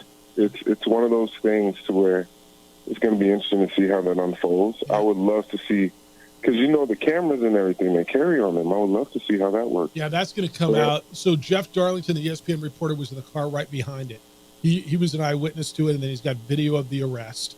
The police report is out. The police said that he accelerated and dragged the officer and ripped his $80 work pants. Wow, yeah. That's interesting. I shouldn't laugh, but man, come on, man. I know. Hey, how is Minnesota going to come out and blow out the Nuggets? Why don't you explain that to me, dude? More so, how did the Nuggets show up and get blued out by 45 points in a closeout game? It's unbelievable. And then they go back to Denver. It makes you think, did they want to just close it out in Denver? But you really can't think that way. But it's going to be interesting to see how it unfolds. 45, that's unreal. But sometimes these things happen, and it just happened at the wrong time for the Nuggets. But we didn't even think that they would be in it. JJ thought they were done. Done. And next thing you know, they won 3 in a row. And then they got blew out by 45. It's wild. This is you watch games and you figure out. I can see some trends. You can try to figure something out. There's 0 trends to follow in this series. It's been the opposite of how we've watched so many other series. It's unbelievable that the Nuggets can win 3 in a row, and you said they figured out something, and then they looked like they have never played a playoff game in their life last night. Yeah, that's what I'm saying, man. This NBA thing is tricky because during the regular season, there's times that things like this just happen because you can't throw anything in the ocean as far as throwing it in the hoop.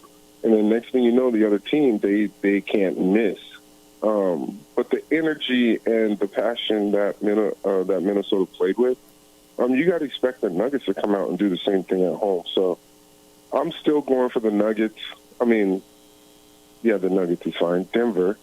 But I really do not see Minnesota win this game. Game 7. What about Jamal Murray? And he's been taking the heat. Kendrick Perkins at halftime on the ESPN broadcast yesterday said, man, we get all over everybody else. When is he going to be held accountable? He hasn't scored 20 points once in this series. He's the guy who's being paid to be the number 2 guy on that team.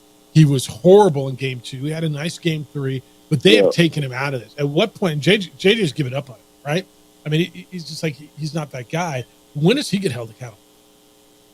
I think he's always being held accountable, right? Because he is that guy that's making a significant amount of money and being that guy on the team, right? But it just, like I said, man, it's bad timing in a situation like this because one thing, he's been hurt a significant amount throughout his career. As far as being that guy and being consistent in the playoffs, it's just not happening right now. But he's going to have to come out and totally turn it over in Game 7. I totally predict him having a great Game 7. Watch this. How do you look? You can listen to coaches' speeches all the time, and evidently Michael Malone's really good at this because they got run in 2 games, turned it around. Obviously, whatever he said, but at some point, man, that stuff's got to go numb. How do you keep getting your ass kicked and keep turning it around? Because this is it, right? Game 7, you just got pantsed, embarrassed, beat up, destroyed. Pick it. How do you come back again from getting knocked to the mat like this?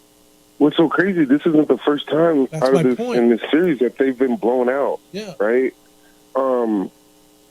I think a coach can only give so much energy and so much passion from the perspective of trying to get the guys to come and play. I feel like the Denver bench has not produced probably like they should, and then what do? You come back and you lean on Joker and Murray, obviously. But Porter Jr., he hasn't been playing that well either. Gordon, he's been playing okay, but you expect those guys to actually step up and do a little bit more because that's what they did in the regular season. Obviously, the postseason is a totally different situation, but you got to step up at some point because, one, between Joker and Murray, you don't want to just leave them out there because when this is all said and done, if they end up losing Game 7, it's going to be like, where did the role players come in, right? But at the same time, we're talking about Murray having 20-something points, but he has to do more. But I truthfully expect the role players to play more and play better. You know, JJ hit on this thing. We're talking to Kenny Thomas. Great. JJ, you were talking about the heart of the champion and all this stuff that was said after, games 2 and game 3 and you got to beat the champs and you learn how to win and all this stuff that goes with that. And then they come out and get beat by 45. JJ, talk about what you were talking about. How do you have heart of champion and then go out and look as lethargic as you did last night? It's just wild in this series that, so many of the cliches that we talk about in sport for a reason, because we've seen it play out, they mean nothing in this series. Yeah. Like, I don't know how it's one thing to get beat, but then to sit there and let a team go on a 20-0 run in the first quarter. And then Michael Malone straight, sent his starters to the bench with, I think, 9 minutes left in the fourth quarter and said, you guys are going to have to eat this. There's no point of playing when you're down 30.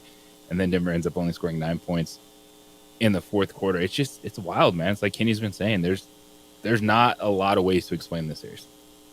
Yeah, you can't explain it, man. That's what people don't understand. Here in Atlanta, I'm here at the Boys and Girls Club National Conference, right? And then I'm at this event for the Native Services that is under the Boys and Girls Club, right? Because my guy Jay Abeda, who I partnered up with at the Boys and Girls Club up north, he brought me out.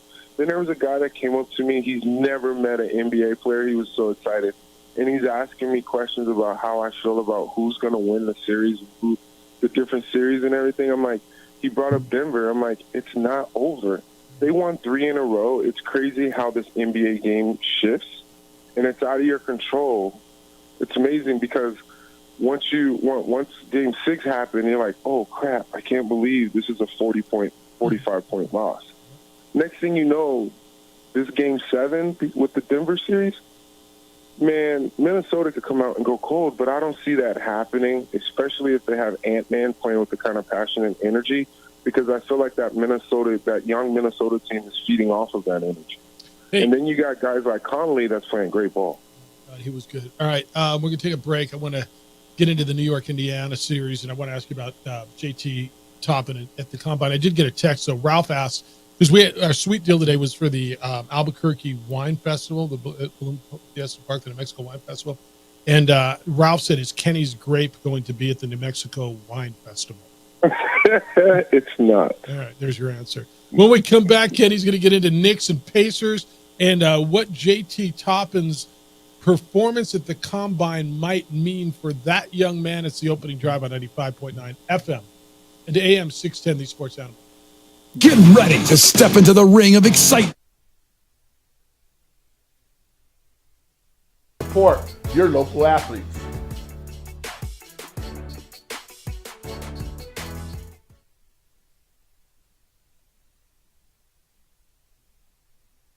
We would like to thank the following sponsors for making this broadcast possible.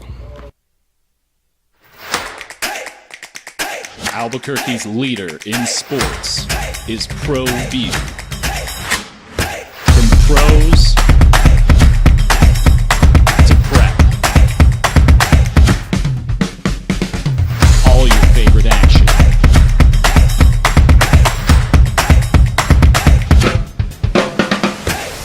All your favorite talk shows.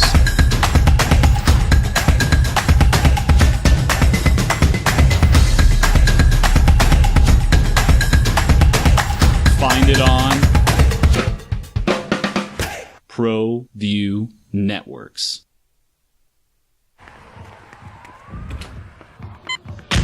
These are more than just the sounds of a safe place to go after school. These are the sounds of interest being ignited and of mentors making an impact. At Boys and Girls Clubs, we don't do just one thing. We do whatever it takes to meet the needs of every kid who comes through those doors. Because whatever it takes is what it takes to build great futures. Great futures start here. What's going on, Lobo Nation? Ja'Cory Krosky-Miller here. And I'm Devin Dampier. The Lobo football team's going through some changes, but we're here to stay. We'll put in the work on the field and in the weight room, but we'll need your help off the field. 505 Sports Venture is leading the charge in the NIL space. And you can be part of it. Shorty, she better than all my intentions. Locked in, shorty, you got my attention. CEO, baby, I get you the business. Touchdown and pay you a visit. Hey, look, it's Dwight Goodman. Boom! This place is hot. Let's see if anyone needs my help. How about I drive you madman home, huh? I got this, Dwight. I'm the designated driver. Boom. Sweet. Does anyone need Dwight's help getting home tonight? No thanks, Romeo. I've got a taxi all lined up. Drive safe, Dwight. Boom! Boom!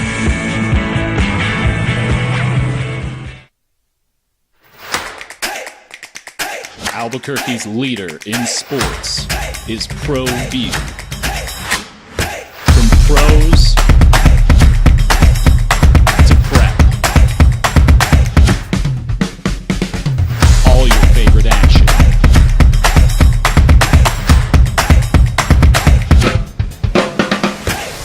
All your favorite talk shows.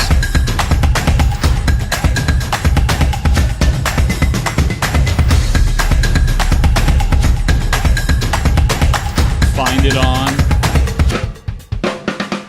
ProView Networks. These days, it's important to know people and businesses you can trust. There's a lot of places where you can buy a vehicle, but there's only a few local dealerships where you'll find honest people who have your best interests in mind. And Fiesta Kia is one of them. We've been helping our neighbors save money and drive dependable cars for years, and we'd love to help you.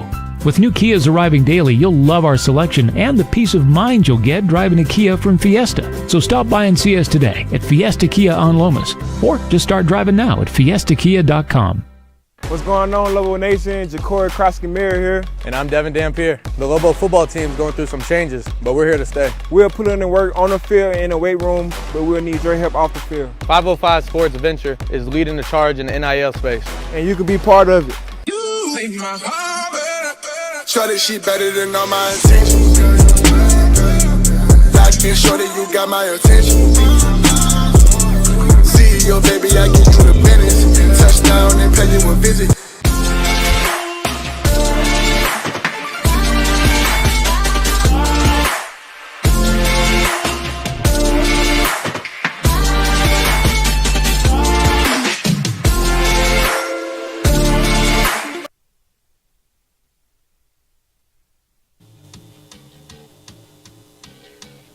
Playoffs have been swings.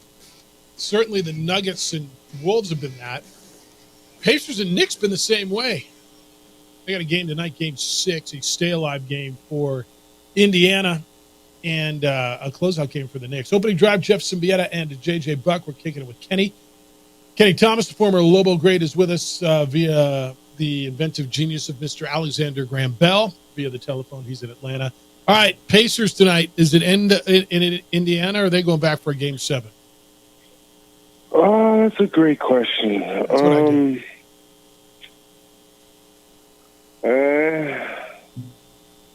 I think they go back for game 7.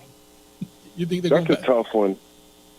Well, that's a tough one, Jeff. Extra day of rest for the Knicks, right? Which I got to believe helped a little bit. And the Knicks were pretty dominant in the last game out. This is another one. Have there been more damn blowouts? Does it feel that way? JJ, I mean, there's been a lot of games that were, 10, 20, 30-point victories throughout this whole in damn the second play. round, yep. Yeah, it feels that way. Man, I think it comes down to it's later in the season, right? Like, there's injuries, guys are tired. The postseason is way more physical than the regular season. I know I'm not playing, but I'm assuming based off of when I did play, it's a whole different culture getting to the postseason. I hesitate over that series because I feel like that one can go either way. I would love to just see a game 7 out of that series because it's been so good. Because you haven't really been able to tell how it's going to unfold, right? To a certain extent, like with Denver and Minnesota, we thought that was going to be over and Denver was done. But obviously that's not the case. But with the Knicks, the way that they're playing right now, I got to go with the Knicks, even though I'm a Tyrese Halliburton fan and you got a lot of guys over there that's on the Pacers that I actually like. But I got to go with Bronson and the Knicks, man. All right.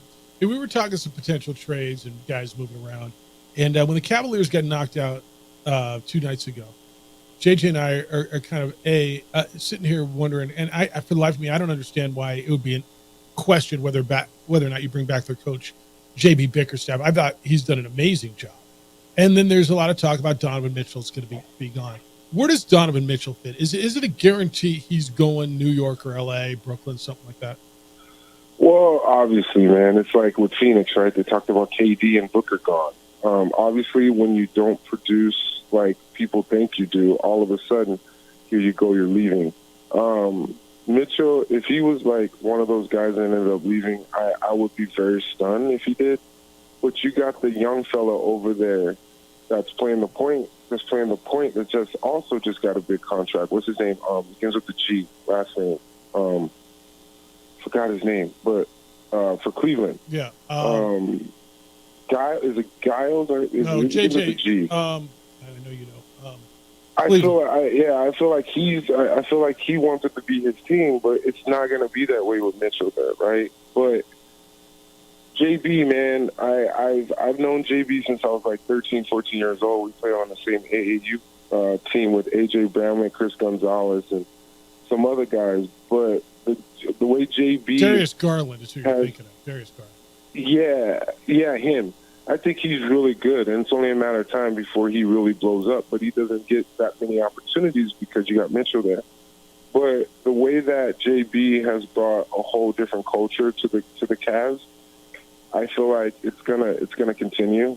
But I like that young squad, but they couldn't score.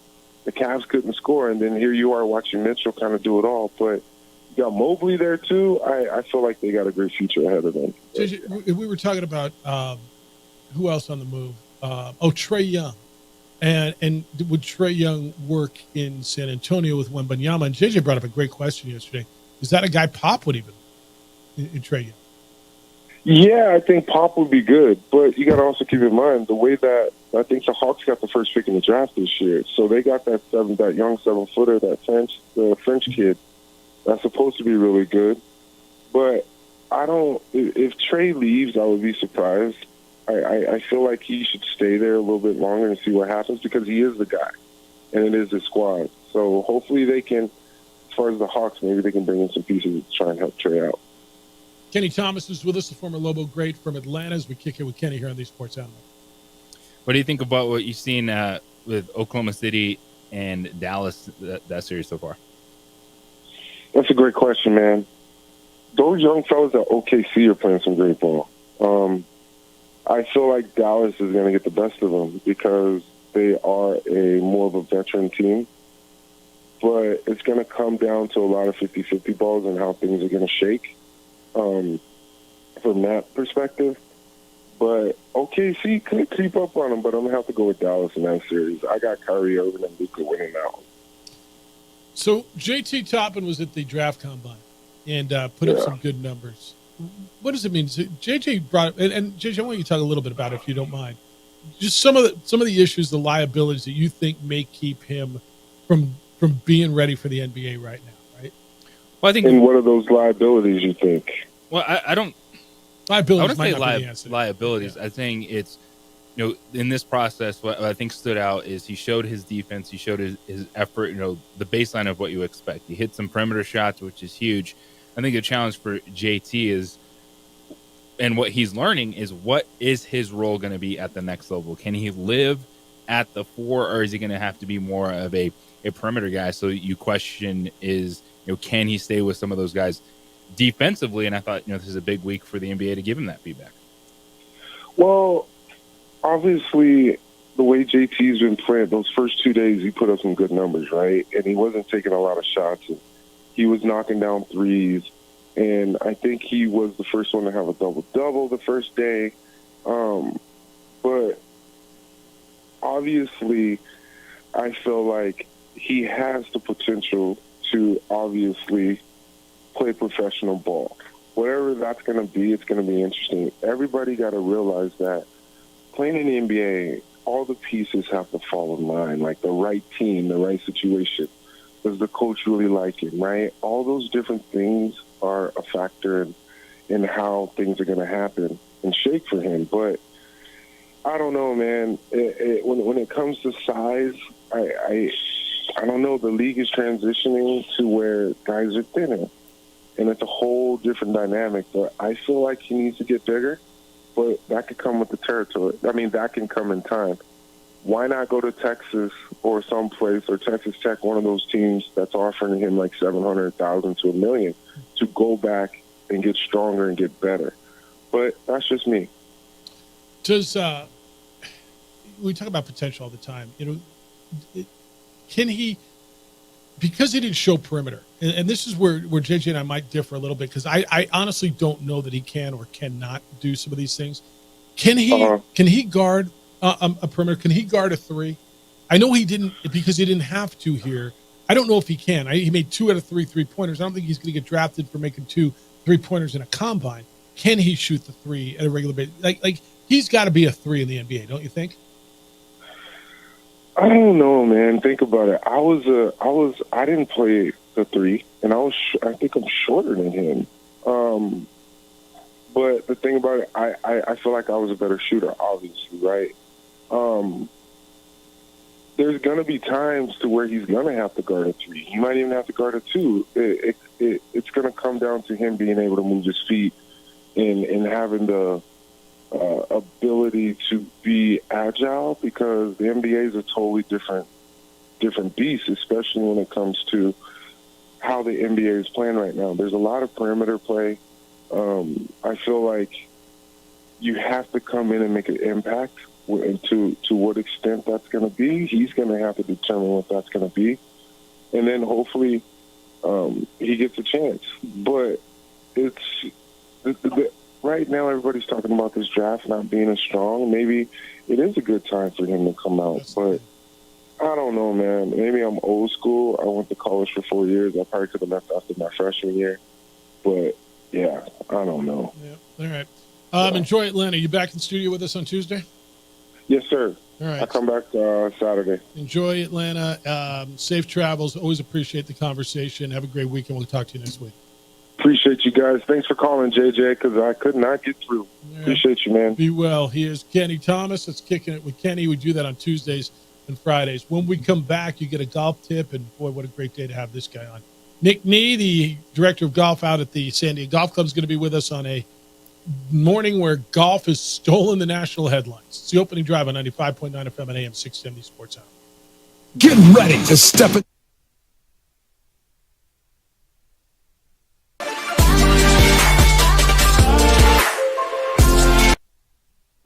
we would like to thank the following sponsors for making this broadcast possible.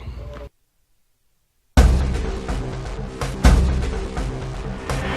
burglary takes place in the United States approximately every 15 seconds.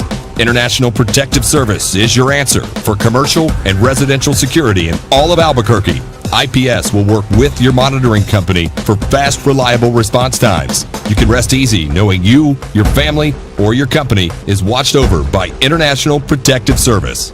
Call International Protective Service today.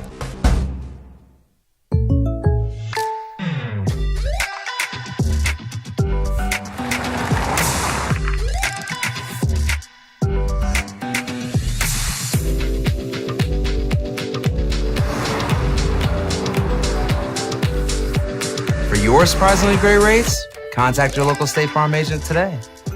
If you want the real deal, call State Farm agent Marty Size in Albuquerque today. Like a good neighbor, State Farm is there.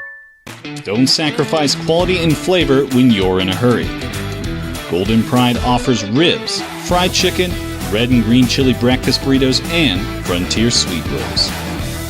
4 great locations, or visit us online at goldenprideabq.com. Golden Pride Barbecue Chicken and Ribs are proud supporters of ProView Sports. If you're drunk, blasted, intoxicated, rip, plastered, destroyed, bruh. If you're like this, you shouldn't be driving. Young driver, this one. Hard to get her out. She'd been drinking. This one. Both of them gone. They'd been drinking, and he drove clear off the road. This was my family. Drunk driver hit us. And my wife and our daughter, they didn't make it. Hi, I'm Steve Stunker here for Dr. Robert Melendez and the Juliet Eye Institute. You may remember me like this, but no more. The glasses are gone. I tossed them months ago because of a brand new procedure from Dr. Melendez known as RLE, Refractive Lens Exchange. The latest technology, the best eyesight I've ever had in my life, and you can check it out by clicking on the link in the description right here. Hi, my name is Daniel Chavez, and this is my business partner, David Chavez. We are the owners of Indeed Safety. Indeed Safety is a local safety consulting company helping our clients with their safety needs for their projects. One of the things we pride ourselves as a construction safety company is helping our men and women in construction get home safe every day to their families. Indeed Safety is a proud supporter of ProView Network.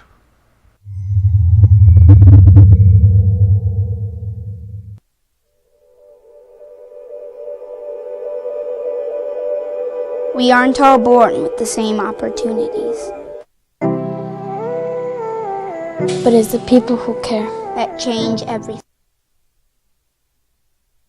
Morning, we woke up this morning to the news that the number 1 golfer in the world was arrested, was in an orange jumpsuit. There was a fatal pedestrian accident. The gentleman was killed when hit by a shuttle van this morning outside Valhalla before the second round of the PGA Championship. Rainy, early. Scotty Scheffler, the number 1 player in the world. And this will all play its way out. I'm looking at the police report now. Was trying to get around the police barricade and had some sort of altercation where an officer, according to the police report, was dragged as Scotty Scheffler accelerated in his vehicle. Scheffler was charged with second-degree felony assault on a police officer, also criminal mischief, reckless driving, and disregard of signals from an officer. Jeff Darlington, the ESPN reporter, was behind the incident, said Scotty kind of went about 10 feet and the officer attached himself to the vehicle.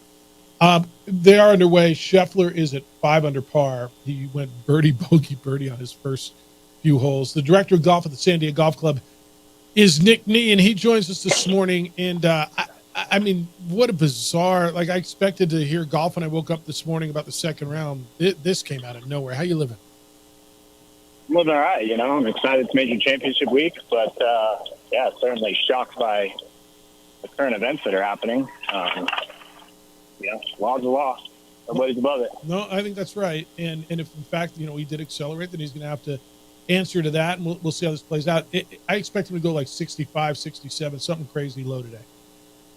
I think, we mentioned last week Brooks coming in with a little bit to prove. I think the last guy you want that has that mindset that has something to prove is Scotty Scheffler, and I wouldn't be surprised if he tears it up today because he can just go out and be free for his 4.5 hours and then answer the questions that he'll have to answer. But I don't think you want that guy playing upset golf that he's got to prove something because he's pretty darn good. Nick, you talk so much about the mental aspect of this game, and anybody who's ever played it. I mean, you can just go out on a Friday, and if you look at your phone and get that bad email, you're tanking the next 3 holes, right? You take a phone call or something's going on. I mean, it's such a game between the ears, and we just talk about, gosh, he almost rolled one in from off the green. But this guy, for him to go out, look, his first hole yesterday, he jars one from the fairway for a 2 on a par 4. He makes birdie on his first hole today. The mental part of it, he looks amazingly composed. Yeah, I think you're right. And, just to piggyback on your first comment, I get an email, I'm trying to play, or you get a phone call about something that's not even that, relevant or that big of a deal. And yeah, it takes you 3-4 holes. Those guys are so good at compartmentalizing the game that they're playing and understanding where they're at. It's remarkable. I don't know that I could play with everything going on with that in the back of my mind that he has. Dude was in an orange jumpsuit 2 hours before he was on the first tee. Yeah, I mean, just look at the week he's had, and you mentioned it. Comes out, first hole of the father, swings twice, and he's got a 2 on the card. Yeah. And he's got instead of a gym, he's looking at jail cells. So, what an interesting 2 days for Scotty Scheffler.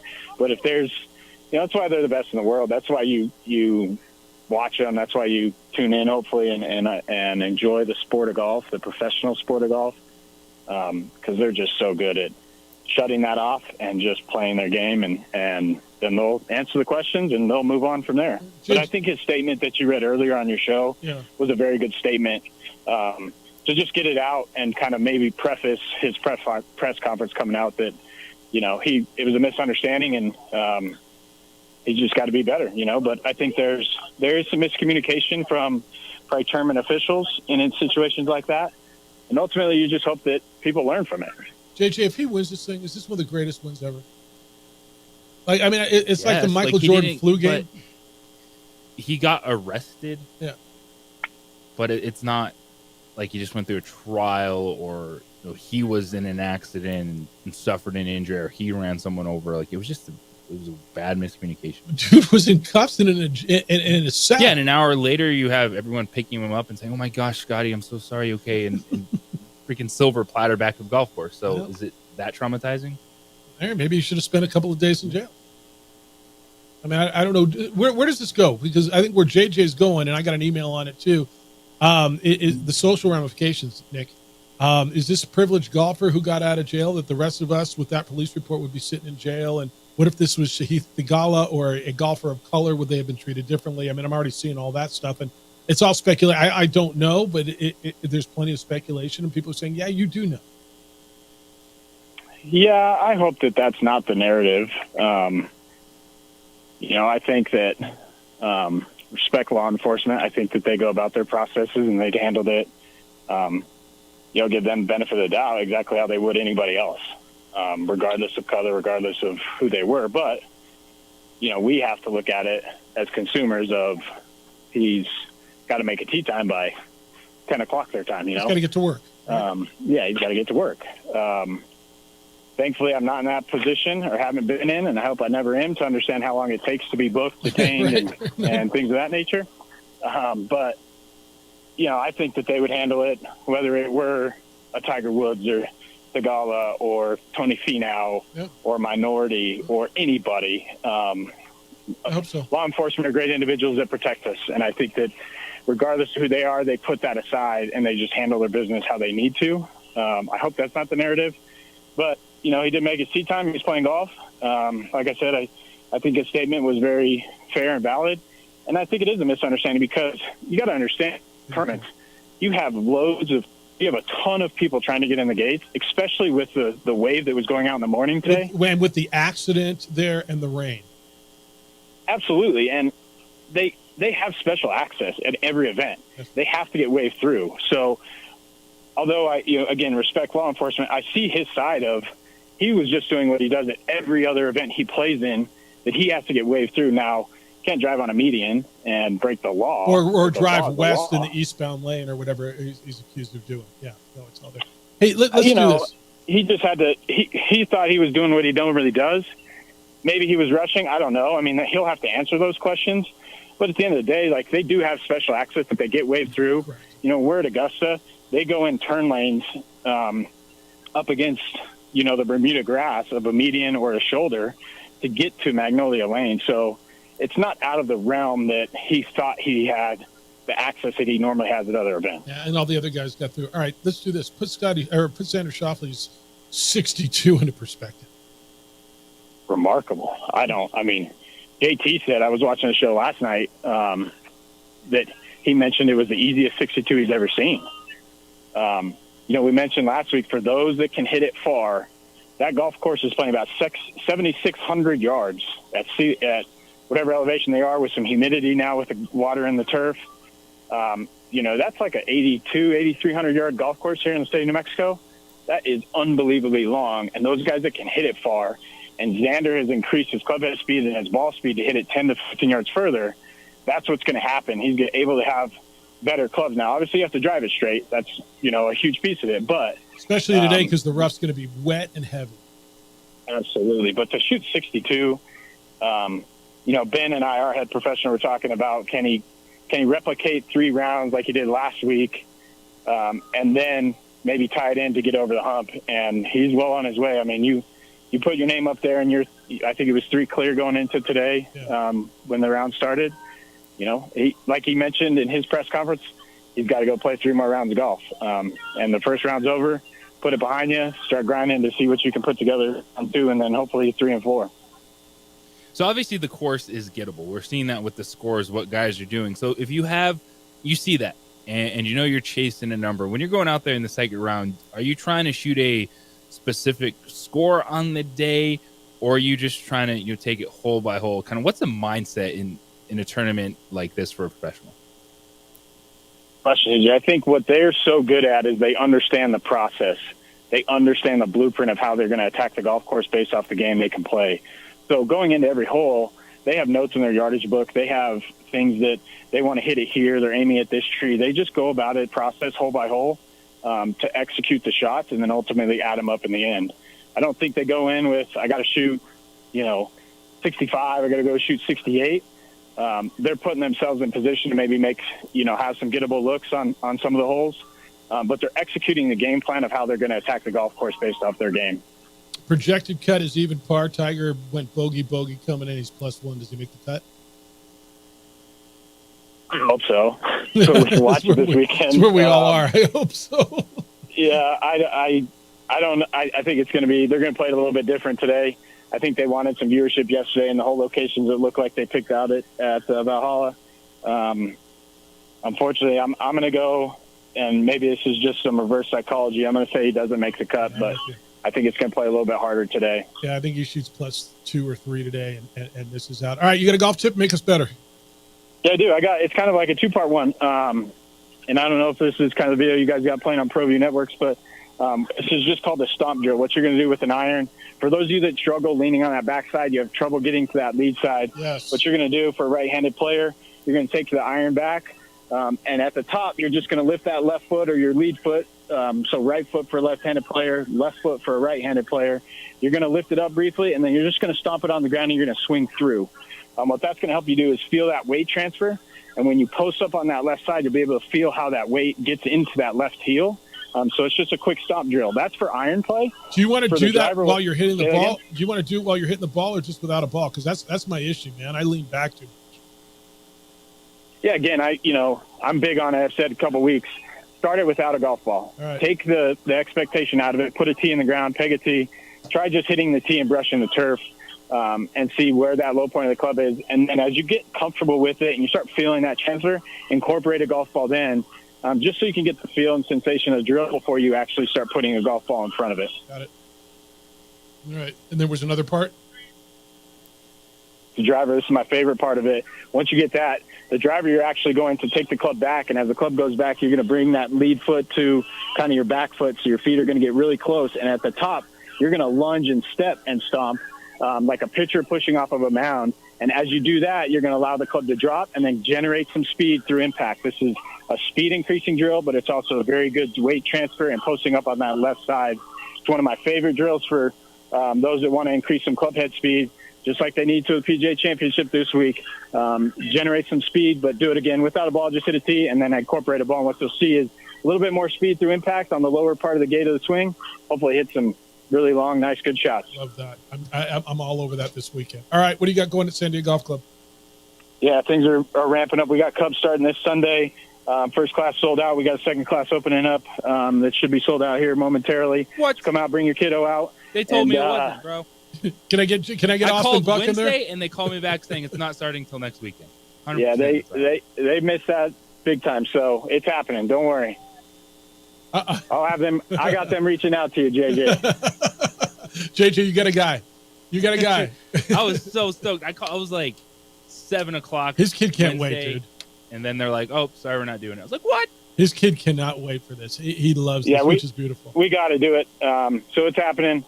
Hey, expect a phone call, JJ, because it's going to happen. And obviously enjoy the patio, enjoy some brunch. Ernie's got a specialty cocktail menu that he rolled out, so hope everyone comes out to enjoy it. But Cubs is definitely happening. So I had lunch there we'll see the you other on day. Sunday, JJ. I had lunch there the other day. It was great. Hey, is Jake Arini one of your former junior players? He's not. He's not. We're fortunate that Jake's mom, Rhonda, is our golf shop kind of merchandise manager. So that's two-time state champion Jake Arini. Yeah, what a wonderful job by all state champions. Just some fantastic golf and some tough conditions. But he's not ours. I wish we could claim him, but certainly happy for him and his family. Oh, it's great. All right, always great. I'll see you soon. Appreciate the conversation. And thanks for the perspective on this. Get out there at sandiegolf.com. Make your tee time. Have fun out there. We'll talk to you next week. Thanks, guys. Enjoy Major Championship Week. Always do. Be well. Nick Nee is the director of golf out there. He's the best. It's just great perspective by him. I got an email I got to read to you on this, and you bringing him at Jeff at sportsanimalabq.com on the Scotty Scheffler stuff. And that's what you're going to be talking about all day. I'm trying that drill during the break. It's the opening drive on 95.9 FM and AM 670 Sports Animal. Get ready, Sprout, get ready. My coach. My teacher. My older sisters. My grandma. My brother. My tutor. My dad and my mom. We would like to thank the following sponsors for making this broadcast possible. What's going on, Lobo Nation? Ja'Cory Krosky-Miller here. And I'm Devin Dampier. The Lobo football team's going through some changes, but we're here to stay. We'll put in the work on the field and in the weight room, but we'll need your help off the field. 505 Sports Venture is leading the charge in the NIL space. And you can be part of it. Shorty, she better than all my intentions. Locked in, shorty, you got my attention. CEO, baby, I give you the business. Touchdown and pay you a visit. I was born in New Mexico. I grew up on these streets. I got in trouble here, and I fought my way back in boot camp. I love New Mexico, especially the people. Now I'm using my training, tenacity, and energy to fight for you. I'm Adam Oki, lawyer, fighter, and New Mexican. I was a local athlete here in New Mexico, so I'm proud to support your local athletes.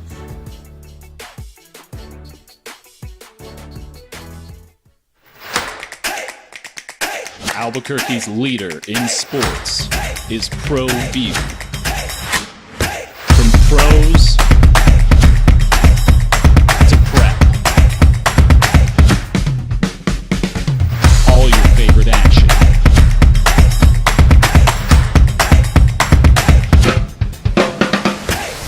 All your favorite talk shows.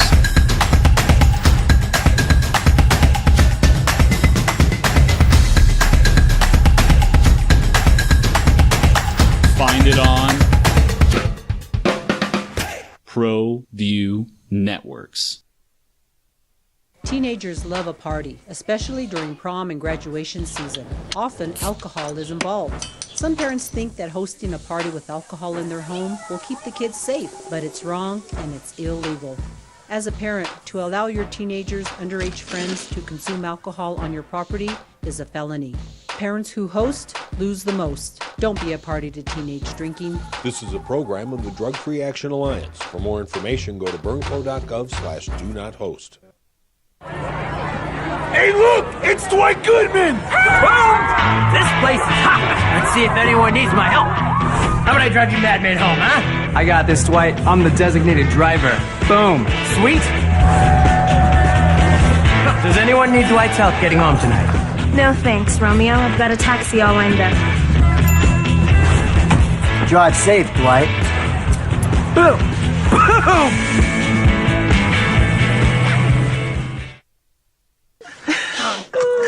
Seriously?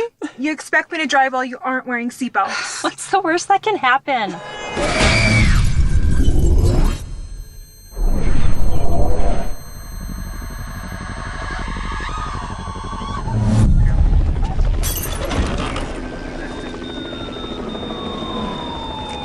Seriously? Buckle up. Okay. Thank you.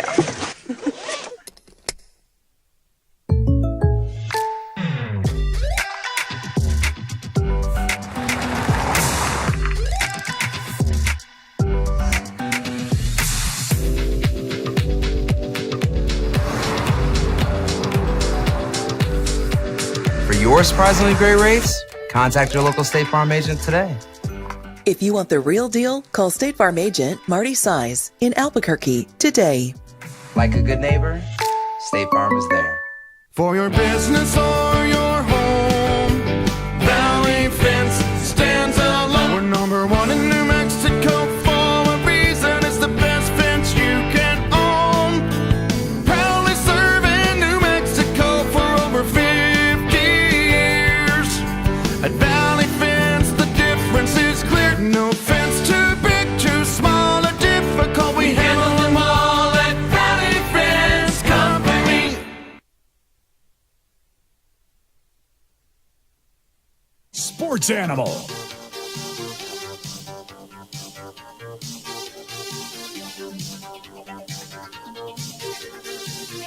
Dude, Cameron Young's standing on a mud island in the creek, hitting the ball right now. Like, right, there's like a little mud outlet. How'd the ball land on that instead of in the water? Just like on this little muddy, rocky island, and he just knocked it out of there. It's opening drive. Jeff Symbieta, JJ Buck, Scotty Scheffler arrested this morning. He's out on the golf course. Grady sent this email. Such a wild statement, though it is. Scotty Scheffler got arrested this morning, was booked, mug-shotted, and made his tee time. Number one golfer in the world. Grady sent this, Jeff at sportsanimalabq.com. It says, couldn't agree more. PGA police report readers of the OD and the AM. I couldn't agree with JJ's take anymore. I absolutely, in capital letters, believe that if an average, quote average, person did what the number one golfer in the world did, they'd be in jail, life screwed. There'd be a call to deny them bail because if they did that to a law enforcement officer, they're clearly a danger to the public at large. I also agree that if it were a golfer of color, the reaction would have been different as well. While they may not have sat in jail over the weekend, let's just say I don't think they would have made their tee time. We had a prominent local lawyer call in, and when asked the question if he'd been asked which high-profile athlete would have been arrested, he immediately went to the NBA and NFL. I wonder if he had Tyler Hero or Travis Kelce in mind when he answered. Whether we want to say it out loud or admit it, people's perceptions affect their behaviors towards particular individuals or groups. And when they have badges, those behaviors can have quite significant consequences. New paragraph. It never ceases to amaze me that professional basketball players playing in the second round of the playoffs can lose a game by 40-plus points. In my mind, that should never happen at that level. The difference in talent between all of the teams isn't worth 40-plus points. The only explanation I can come up with is that the Nuggets went into that game knowing they had Game 7 in their pocket, and when Minnesota punched them in the mouth, they wilted and quit. Funny thing is, that happens on all levels, from Pee-wee to the NBA, apparently. Maybe that's the difference between good and great and all-time players. The ability to overcome natural human tendencies and finish and win. Getting ready to dust off the clubs this weekend, Grady and Santa Fe by way of Burke. So I think there's a lot to it. Yes, if it was a different athlete, would they have made their tee time? Like, I'm going to guess, let's just pick somebody. Whether you think it's Steph Curry, Kyrie Irving, LeBron James. Well, LeBron James is a different ilk. Athletes are treated different. They are, and that's where I'm kind of going. Do get benefits. Yeah. That's nothing new. It's not. And I believe, and you don't. To me, what my takeaway from this story is the how a miscommunication, which we easily explain with Scotty Scheffler, where it frustrates me is it could have been that same exact communication, but they write assault down on a police report, dragging a police officer. Which is a different rendition of what the reporter who was in the car behind it gave us. But right? like that, my mind is just racing through so many things. Right. Of like, well, because that's the verbiage. That was me. I'm in jail for a year. You are. Now, if it's you who's got a tee time at 10:08, I think you get out. I think the PGA comes to your defense. You've got the power of the reason they're there. Look, let's not pretend that the PGA being at Valhalla in Louisville isn't a huge deal to that city. Okay, it's a sense of pride to that city. It's a civic piece to that city, and that's why I say if that was Sahith Theegala or Tony Finau or Aaron Rai or a golfer of color, I still believe the PGA of America would have come to get that person as well and make sure that person hit their tee time. Now, you can tell me I'm wrong, and you might be right. I don't know. Well, it's not just they would make the tee time. I'm just thinking that the way it was worded, that sounds like, oh my gosh. Yeah. Like you tried to run over a police No, I agree with officer. you. And then in reality, there's like, that was nowhere near what happened. Well, maybe in reality, we got two different versions. He said, I also don't. If it was one where there was a lot of people there, and I'm sure I promise you, more people witnessed it. There will be more witnesses. If it was that to that point, if it was to what they wrote down, I don't even think with the PGA coming that the police would have been like, yeah, we're letting this guy go right back. And that's why I'm leaning towards your version of this, and you're right. I think it's misunderstanding. Now, it says he got in the westbound lane going east or whatever. It's an oncoming track. You can't do that, dude. And there's going to be some culpability on Scotty Scheffler's part. Trying to get to work, was there maybe a bit of entitlement there? Potentially. Just trying to get to work. But my question is, why was everybody else, all the other players, able to get in? And he had the issue. I mean, this isn't a guy that you look at and say would have an issue. But to the point of would a golfer of color have made their tee? I believe so, yeah. And I know some of you are going to tell me I'm wrong, and we're not going to know. But I believe the organization, and to your point, in the exact same situation, maybe the police realized, yeah, that's not exactly what happened.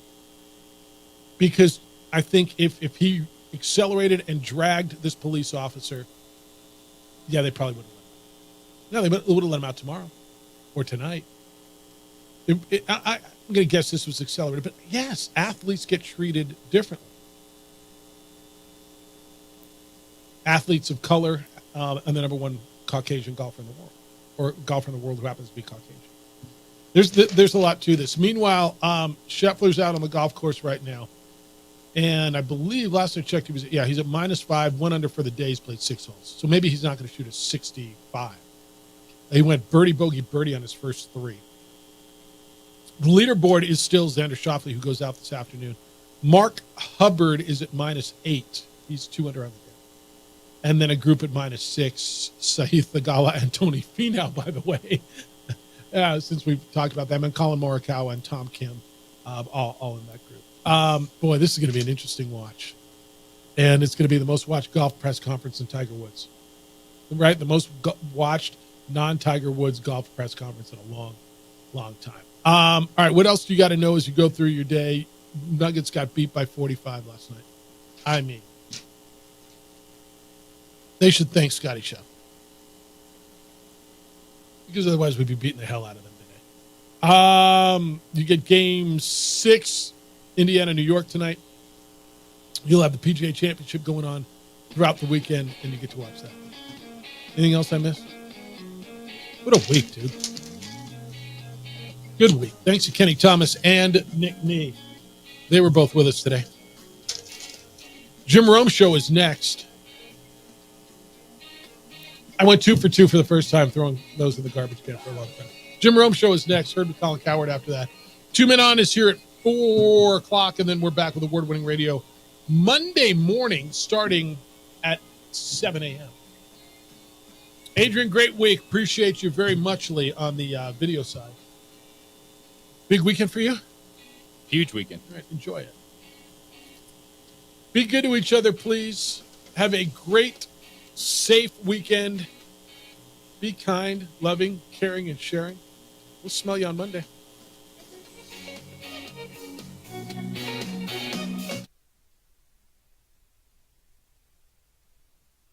We would like to thank the following sponsors for making this broadcast possible.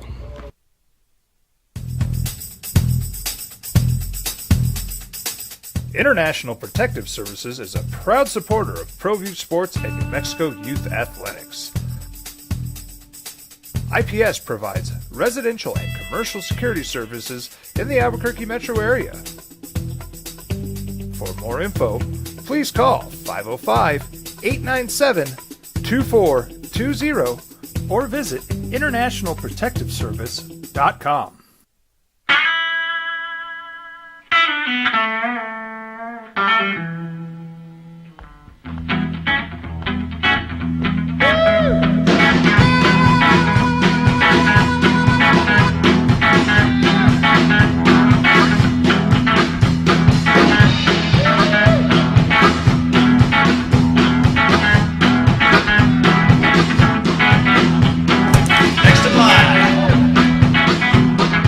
Rudy's is a proud supporter of ProView Networks.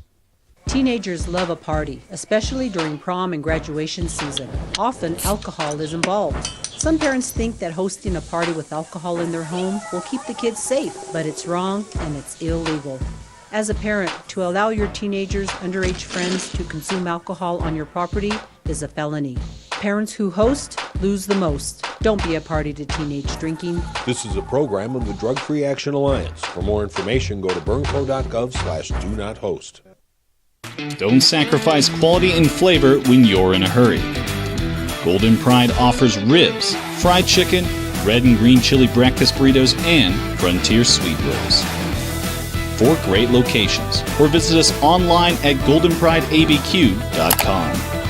Golden Pride Barbecue Chicken and Ribs are proud supporters of ProView Sports.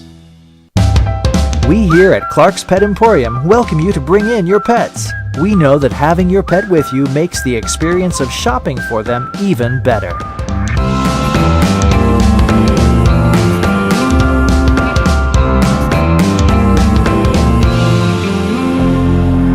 And we welcome you to bring your kids also. Clark's Pet Emporium, your pet's second best friend.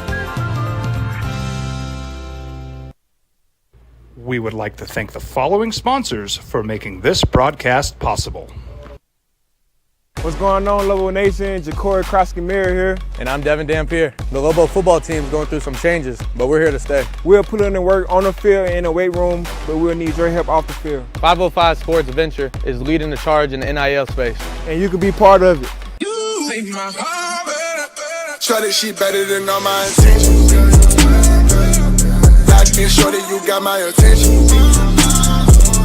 CEO, baby, I get you the business. Touchdown and pay you a visit. Hi, I'm Steve Stucker here for Dr. Robert Melendez and the Juliet Eye Institute. You may remember me like this, but no more. The glasses are gone. I tossed them months ago because of a brand new procedure from